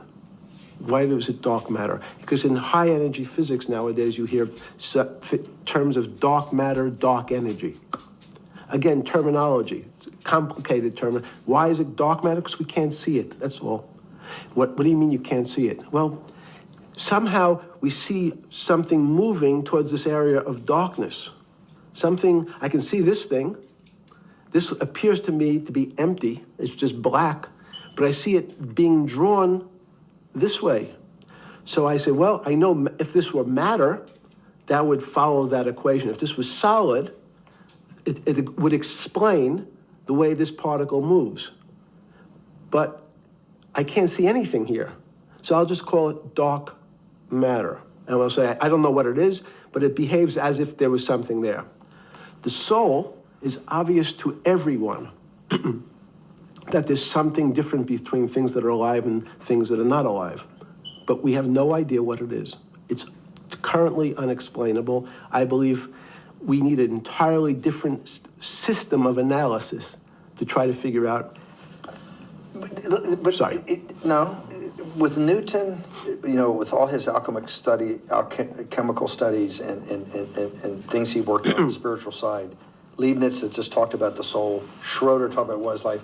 If a modern scientist or someone that you funded at MIT or at Harvard or one of these things talked in those types of terms, they would be considered to be a wingnut today, wouldn't they? They would not be on the path for tenure, right? Unless they were in the philosophy department. This is exactly my point. We're talking about three of the greatest mathematicians in mankind's history that have really changed mankind. Talking like this, what happened? How do we get to a situation where they could not be in the high physics, they could not be in the mathematics department or working in high energy physics? Good, it's an easy answer. Newton was a combination of mathematician or geometer then and philosopher. And as time went on, those disciplines seemed to move apart. We had philosophy, some of the philosophers can't do math, and some of the mathematicians. And again, mathematicians often break into two categories. People that solve problems, those are more like geometers in the old days, just problem solvers. And then there's thinkers, theoreticians. They're more like the old movement towards philosophy. But neither one of those two groups have been able to figure out why something is alive as opposed to something that's not alive. No one's been able to describe what the soul... Quick commercial. Yo. Yo, what's poppin'? What's that? Chillin', man. I'm at my mom's crib with my son and kids, man. I ain't hear from you about a week, boy. Where you been? Chilling at the house. You at the house right now? Yes, sir. Hey, man, that Haitian song, nigga, that's the type of bag you need to be in. What's the Haitian song? I don't know, whatever it's called. Oh. That compa song. Don't get me wrong, it's not better than the other one. What's that one called? I forgot. But that one, Don't that's that the top crazy. tier. Yeah, bro, I can't find it nowhere. I'll send that bit to you. But I just made a song for Wowo because his birthday today. I made a Bon Fête Wowo song. Alright, I gotta call that nigga. Thank you for letting me know. Yeah. And then You coming down here to speak to him, or you up there for the week? if you send me $50, I'm on my way for the gas. Nigga, my rent due today, bitch. Can't even pay that shit. Yeah, man. I just paid rent. I said rent. I just paid, you know, the house mortgage yesterday. Yes, sir, nigga. I can't pay my rent till Friday. Short. You still owe me. That's all good. My people, they understand. They will understand. They have no damn choice but to wait. It's alright. Yeah, man, I'm just at the crib, man. Just feel like calling. Ain't doing shit. Listen to this Woo song. Yeah. Thanks for the call. Let me know how you like that bit. Say what? I said, why he look like that? That bit. Why you laughing like that bit? I don't know. That man was just Bro, smiling. that nigga look like Woo, dog. I cropped it the picture. It was like sideways, like long. So I cropped it to be like so it could fit YouTube. Who the hell is LM25? That's the person's beat. I got the beat from their Some nigga page. that you just found? Yeah. Okay. Alright, bro. Peace out. Wait, what you got planned for the rest of the day? Shit on YouTube. Streaming. I'm starting my. You said what? I'm on YouTube streaming. Starting my streaming shit. What you gonna do? Just be talking about nothing? All that and about everything. Shit, alright. Feel free to FaceTime me or call me in the middle of the stream when we chop it up. Be a surprise guest. And remember, my name is Vampire, bitch. Don't be telling myself, oh, let me call Vought real quick. There ain't no damn Vought on the stream. Yeah, for sure. Alright, then my guy. I'll call you later, man. Just All right. checking in, dog. Thanks. Stay safe. Yes, sir.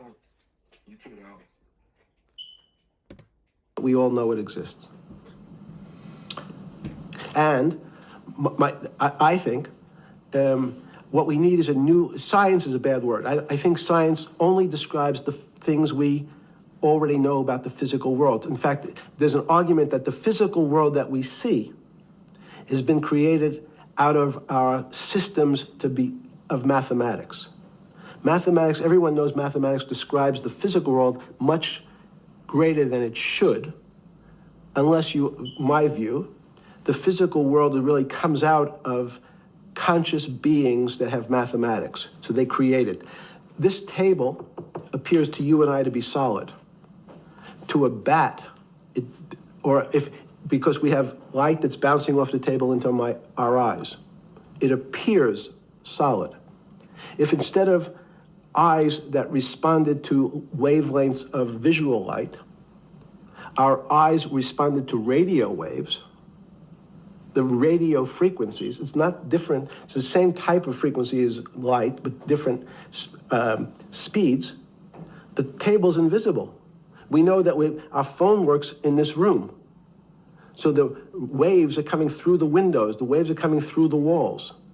So the walls are invisible to that type of radiation, that type of energy. The walls I can see them because my eyes, a physical system determines that the walls are there. You, with Murray Geldman, you founded, or with the original donor, and had the idea of Santa Fe Institute. In 10 or 15 years later, that effort to study the complexity of systems mathematically. Yes.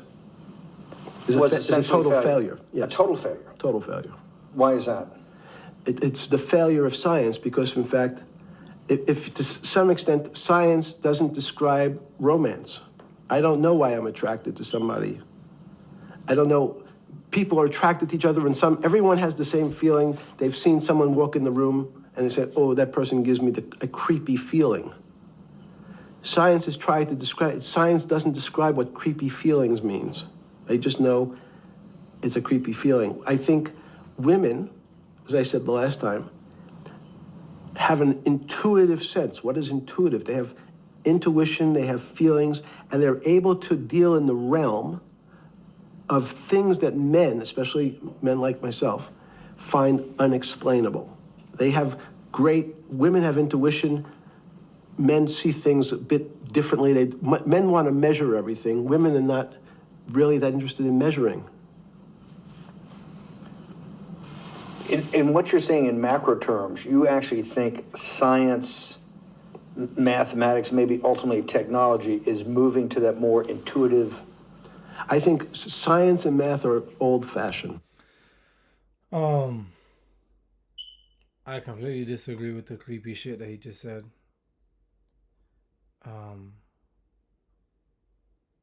Nobody have to explain what the creepy feeling is. They feel it.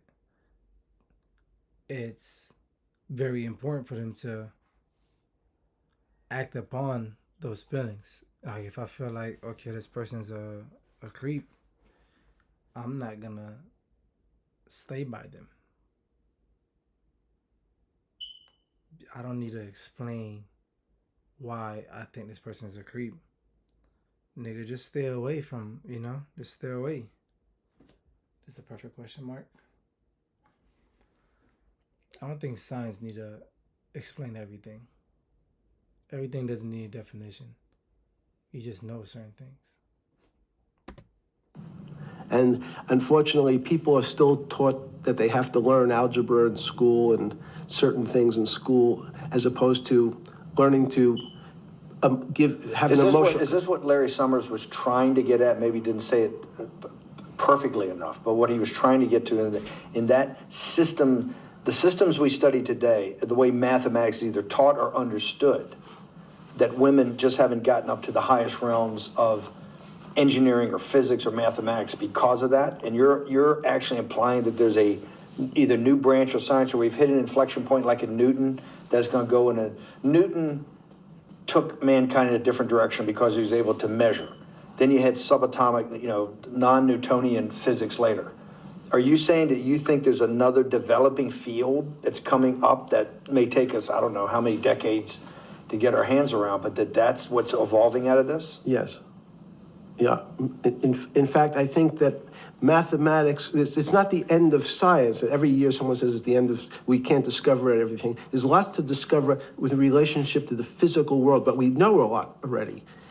In respect to the unexplainable world, we almost know nothing. Women, again, sense it. And instead of Larry Summers, I won't digress too much, but Howard Gardner early on said, there's not one form of intelligence. It's not. I think now my man drifted the interview to just say, I'm innocent. I was never a creep in that room. Like, the interview was going good until he started talking about some women sensing shit. Come on, bro. You can't talk about women. Mathematical intelligence. There's emotional intelligence. There's kinesthetic intelligence. There's this argument that I reject that black people are less intelligent than white people. It's not true. We know, for example, that if I was in the forest and I had to run from the lion or figure out a way not to be eaten, and my competition is a local African, I'm the one who's getting eaten because they have the intelligence to deal with their local environment. So it's just different. It's not better, it's not worse, but there's many differences amongst different types of people. And so people have different intelligences, and they excel in some intelligences usually, and less so in others. When did it come to, because the world of high finance is a world of pure reason, or is it a lot of emotion and gut checks and on trading desk and central banks when these decisions get made? Is it that high church, like the high church of science of high energy physics, or is it as much emotion that comes in as much as the mathematics and the reason? It's a great question. I think if you talk to really experienced and successful traders and you ask them how they know what's going on, they can't give you an answer. They don't know. They feel it. They can feel the way the market's moving. They can feel the way the stock's moving. And that these are not very well-defined terms.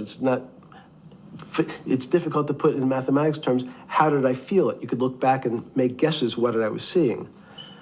But great traders feel it and then act on their feelings. That's the difference.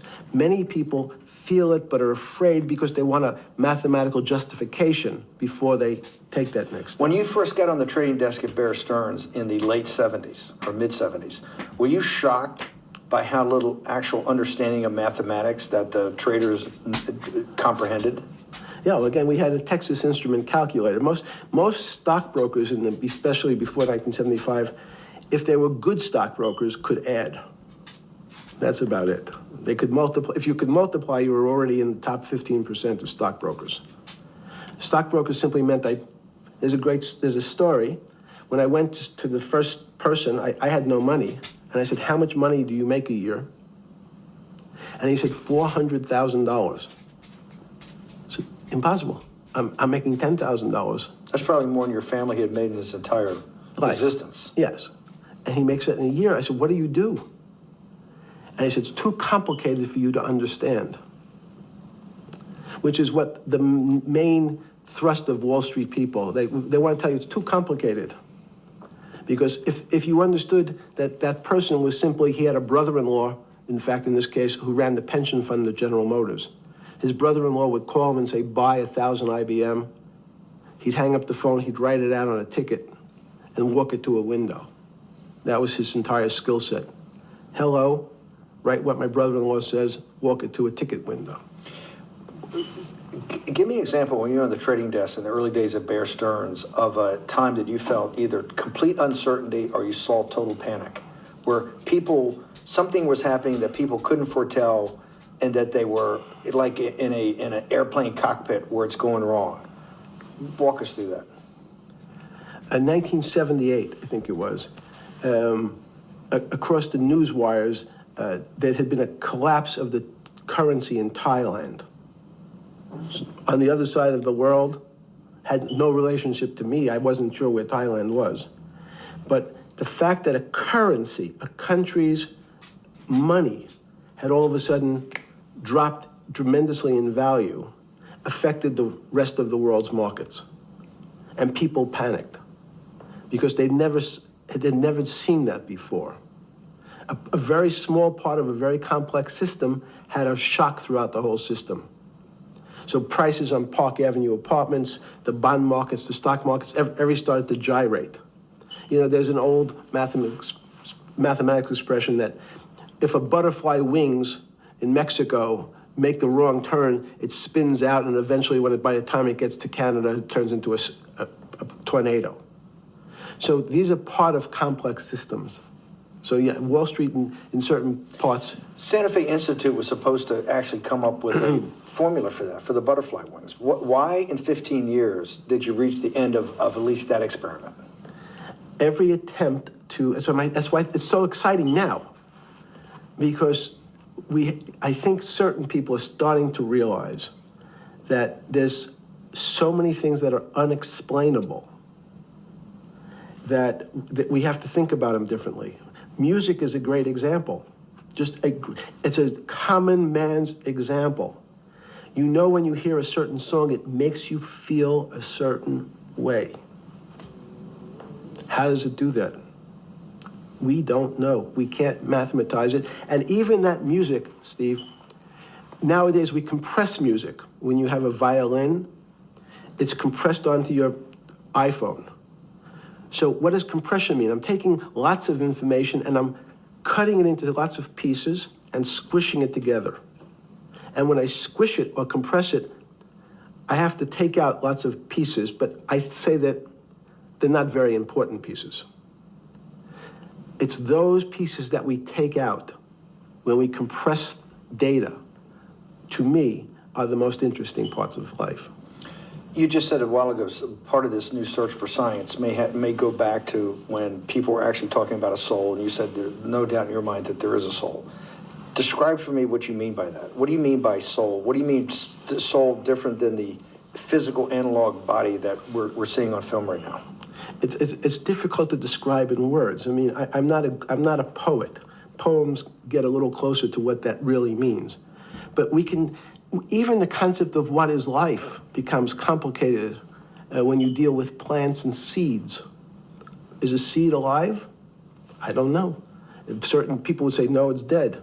When your banana One of my favorite examples is the banana that's sitting on the countertop in your kitchen today. Is it alive or dead? What do you think about human life? What is human? Tell me about human life. But your banana is alive. That banana is breathing. It's on your. You say that's impossible, Jeffrey. No, it's not. Is the banana conscious? All these words. These are words. So everyone's trying to fit a very complicated concepts into a very small box called conscious or alive. These don't fit in that way. So if you put your banana in a bag and put another fruit in with it, the fruit ripens faster because the banana breathes with it. We don't understand most of those things. So you asked the big question. Sorry. You talk about the life. What about human life? What about it? Tell me what do you think? What do you think human life is? It's a miracle. It's a miracle. And when I say miracle, I can't explain it, and I make no attempt to explain it at the moment. We don't know how to think about it. And again, another one of the Feynman quotes when he was talking about quantum physics. He said, anyone, Jeffrey, who says they understand quantum physics and quantum mechanics and quantum behavior, you know they're lying. Let's talk about it. That's post-Newtonian. Talk about what's the difference? Who founded quantum mechanics? Why is quantum mechanics taking Newtonian physics and taking it to the next level? It forms a much broader category. Let's go back to this desk. You use the thing of Newton using this desk. Why can't Newton's theory explain everything? Why did subatomic quantum mechanics or quantum physics have to come in to explain this? Well, so let's go right back to square one. Why is it called quantum physics? So quanta is a word that simply means packet, small amount. So it's quantized. So when we recognized that this table appears, another very complicated word, solid to us, it's really made up of molecules or atoms. And atoms, we've given lots of names to what some of the behaviors. If you were in school, when you and I were in school in the 50s, the model was a little center thing in the middle, and an electron went around and around it. It was seen as a ball that went around and around it. And as we started to say, well, let's see what this ball looks like. I want to be able to examine that little thing called an electron. We found that there was nothing there. There wasn't the thing. It was simply a cloud of energy that we can call an electron. So we already started to see mysterious things as we go into very super small quantities, quantum physics. So quantum physics started to go into the very small, and at very small distances, we see things that we can't explain. We just cannot explain. How am I doing on time? 4 minutes. Fine. And to summarize, no, sorry. Let's go back to human life. When do you think human life starts? It's not these. So you see, this is the question. You're asking me to measure something again. It's the disease. It can't be measured. You just hate making commitments. That's why I'm not married. I'm peeling this onion back a layer at a time. All your bullshit and happy target can't be measured like that. Is that to say measure it's a commitment. You don't even like a commitment when you answer a question. I don't know. As they say in golf, commit to the shot. I don't know what it means to be measured. You do know what it means to be measured. You're one. You see how the other guy talks to him? Because he knows this guy, Jeffrey Epstein, is a smart guy, but not a tough guy. And Jeffrey Epstein never, fights back. You know, he never, who the fuck you talking to, pussy? He doesn't have that in him. And it's very important to take from this interview. That other guy that's interviewing him, nobody knows him. Who the fuck is Benin? Mr. Ben? Nobody fucking knows him. But he's talking to this guy like he's the FBI or some shit, you know? Or, yeah, he got a lot of balls. And Jeffrey Epstein, this how you know, he's guilty of some form of manipulation. Because people who like to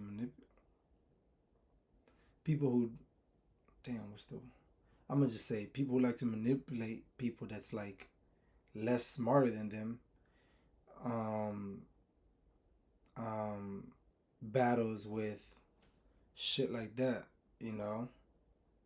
When another alpha male is in the room with them, they apologize a lot. Like, you go back to this whole interview, the other guy interrupts Jeffrey Epstein, and Epstein interrupts him back, and then when he finishes his thoughts, he says, sorry. Nigga, you don't fucking apologize. No shit like that. You feel me? Yeah, that's my take on that. Don't even like a commitment when you answer a question. I don't As know. they say in golf, commit to the shot. I don't know what it means to be measured. You do know what it means to be measured. You're one of the leading currency traders, hedge fund guys, or stock market financial wizards. You're in the high priesthood of high finance. You certainly know how to measure. That's why you're a billionaire. Any other answer besides that is total and complete bullshit. And you know it. I know very few things. You know things can be measured. You measure every day. You weigh and measure every day. You weigh and measure people. You weigh and measure leaders. You weigh and measure economies. You weigh and measure politics. It's a very good. You weigh and measure. You weigh. Hang on. Your whole life, in fact, is measuring. So what you've now done is a great thing, is you've used the word measure, a mathematic term, in the common vernacular and abused it. So I don't even recognize what it means. It's so abusive to my field. Why? And let's go to that. In mathematics, measure means what specifically? There's no specific. It's an approximation, or giving something a number. Einstein said, We're not asking you to go to the ninth decimal point. You didn't say that before. No, you're not going to the ninth I don't decimal even. What point. if I say measure how tall are you? You'd say in your case 6 foot. 6 feet. But is it 6 foot 1 inch? Give or take, between 5'11" and 6 feet. But what's that? So the question is, I want an accurate. I got Zeno's paradox. I don't even know what it means Right. to measure you. Am I measuring the top of your hair, the top of your skull? The finer, the more. You're being rabbinical. This is like. I shaved my beard off. I used to be rabbinical. No, my point is, isn't that going through the Torah where you're parsing every definition? No, However we broadly define measure, your life literally is about measurement, is it not? It's about putting numbers on things so that I can try my best. That you can call it whatever you like. If that makes you feel better. What do you know? No, I want to make you happy. Back to your scientific inquiry. No, even a number. People don't. A number is a complicated When thing. did you come to this When did you come to this aha moment? Was when it was in your solitary confinement, when the biggest financial crisis in world history was going on, in your 7x9 jail cell with your metal bed and your two brushes because you were a trustee with the brown uniform on, trustee spelled wrong? Is that the moment of clarity that you had about science and Newtonian physics and everything that we can measure is really not going to be the way we go forward? It's going to be much more esoteric, emotional intelligence thing. Was that your moment of clarity? I wish it was, because it would make such a great story for this interview, but it's not. It's the fact that I lead such a privileged life to come across. But when did you? If it didn't happen then, when did it? Or did it happen before? I was going to hopefully get to the. Okay. I'm in a privileged position to have some of the world's smartest people come to my house and tell me what they think about different subjects, and I finally realized that the thing that they had most in common was there was this area, no matter how smart they were, that when I asked them the questions, they said they'd have to resort to a 500 or 1,000-year-old response to that question, which was, I don't know. You know who else found that out? Socrates. That's what Socrates kept doing, right? Socrates kept asking all the experts. He would go through, question after question after question, and realize at the end they didn't really know. They really didn't basically understand what they were talking about. And one of the things that people won't enjoy, it turns out that potentially one of the bad things to teach children is how to write. Writing, reading, and arithmetic was supposed to be, everyone's supposed to be taught. But writing forces you into a very narrow channel of thinking. You have to write in a certain form, in a certain way, in a certain linear pattern. So your thinking becomes somewhat narrow. The reason I brought up writing is one of the recent discoveries of mine with respect to Socrates, Plato, and Aristotle is they never wrote anything. They spoke, and people around who could write wrote. Socrates could think. So that was... Jesus of Nazareth was the same way, right? Never wrote anything. I thought he was a carpenter. He was a carpenter. But didn't he need like a little carpenter's tonight? I don't want to get that. But at least his written record. Right. One last thing. Sure. Thank you for having me to your house.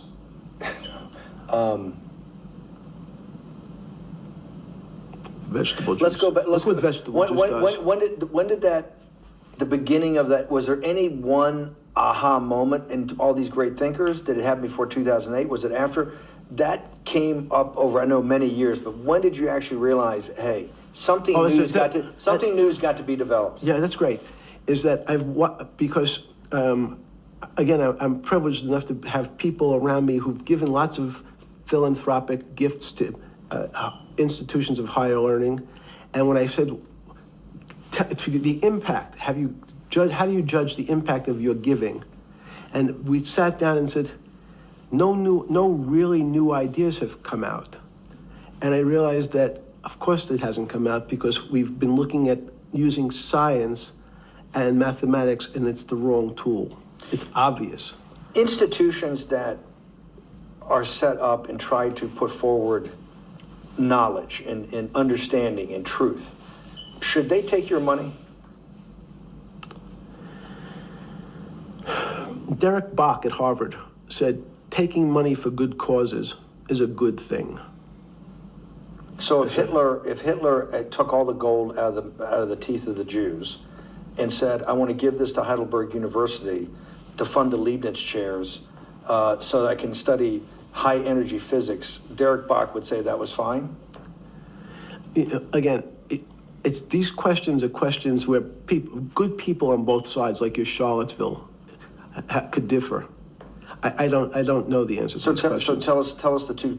Give us the two answers. The one answer why it shouldn't be, and then the one answer. Derek Bach says, I'll essentially take cash from anybody because I got so many projects, so many good guys, and this is the way I'll do it. So I'm indifferent to where the cash comes from. Money's money, and if I got good guys, I'm the fiduciary that says these are good people and this is good research. Okay, I'll take the cash from any source, including you. What's the other argument? Let me give you that. I know in my case, Is your money dirty money? If you live, I just asked a question. Is your money dirty money? No, it's not. So, in fact, why is it not dirty money? Because I earned it, But you earned it. I earned it legally. We went back to this before. You earned Yes. it. You earned it, advising the worst people in the world, right? That do enormous bad things. And just to make more money. So, instead of asking me the question, should you take the money? Because I think it's a legitimate question. You think it's a legitimate question? Yes, no Why? question. Because I think ethics is always a complicated subject. But I can tell you that with the money I gave to help try to eradicate polio in Pakistan and India, instead of asking me whether that money should be given to these children for vaccines, I think you might want to ask their mothers who received the vaccine, who know their child now won't get polio, and ask them if Epstein should have helped these people. You're a mathematician. You're a mathematician. If we walked into that clinic where they're giving that money out to these people that are in the most dire straits of poverty and sickness, and told them that the money was coming from class 3 sexual predator? Tier 1. Tier 1's the highest and worst? No, I'm the lowest. I'm the lowest. You're the lowest. Okay, tier 1, you're the lowest. But a criminal. Yes. That the money came from them. What percentage of people do you estimate? I understand you don't like probabilities. Do you estimate would say, I don't care, I want the money for my children? I would say everyone said, I want the money for my children. Did they know where the money came from? I think if you See, told him, if I told him 100%. the devil Himself. the devil himself said, "I'm going to exchange some dollars for your child's life." Do you think you're the devil himself? No, but I do have a good mirror. It's a serious question. Sorry. Do you think you're the devil himself? I don't know. Why would you say that? Because you have all the attributes. You're incredibly smart. You remember the devil is somebody the devil knows smart? The devil's brilliant. You read Milton's Paradise Lost. No, the devil scares me. Satan is at the number 1 or 2 archangel, and the reason he goes to hell and leads the rebellion is because he can't be the top guy. And his thing is, I'd rather reign in hell than serve in heaven. I saw that in a movie once called American Dharma. I don't remember who said it. Okay, we have to go. Okay, good. Okay. That was good. Well, how was that? See the last few seconds. 5, 6. Yep. Before we How get into was the that? deep stuff, let's just. Oh, that was long. Jeffrey Epstein, you are who you are. I do not need to judge you any more than everybody else has judged you. Thank you for this interview. I know you took it light. He didn't really talk about the sexual predator stuff at all. But appreciate the interview, my guy. I know this is more of a reaction.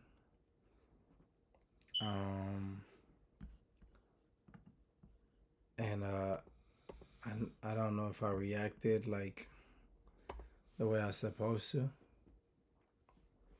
But, or as much as I was supposed to, ain't no way I'm supposed to react, because this is me, nobody else in the room telling me how to act, telling me how to be. Yeah, but I probably didn't react as much as I was supposed to. But it happened. Appreciate y'all. Comment what y'all think about my opinion. My opinions. Don't forget to work out, read, get some confidence in you. That way you speak your mind and don't let others disrespect you.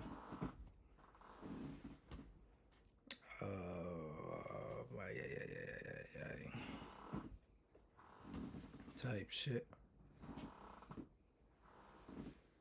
Give it 5 seconds.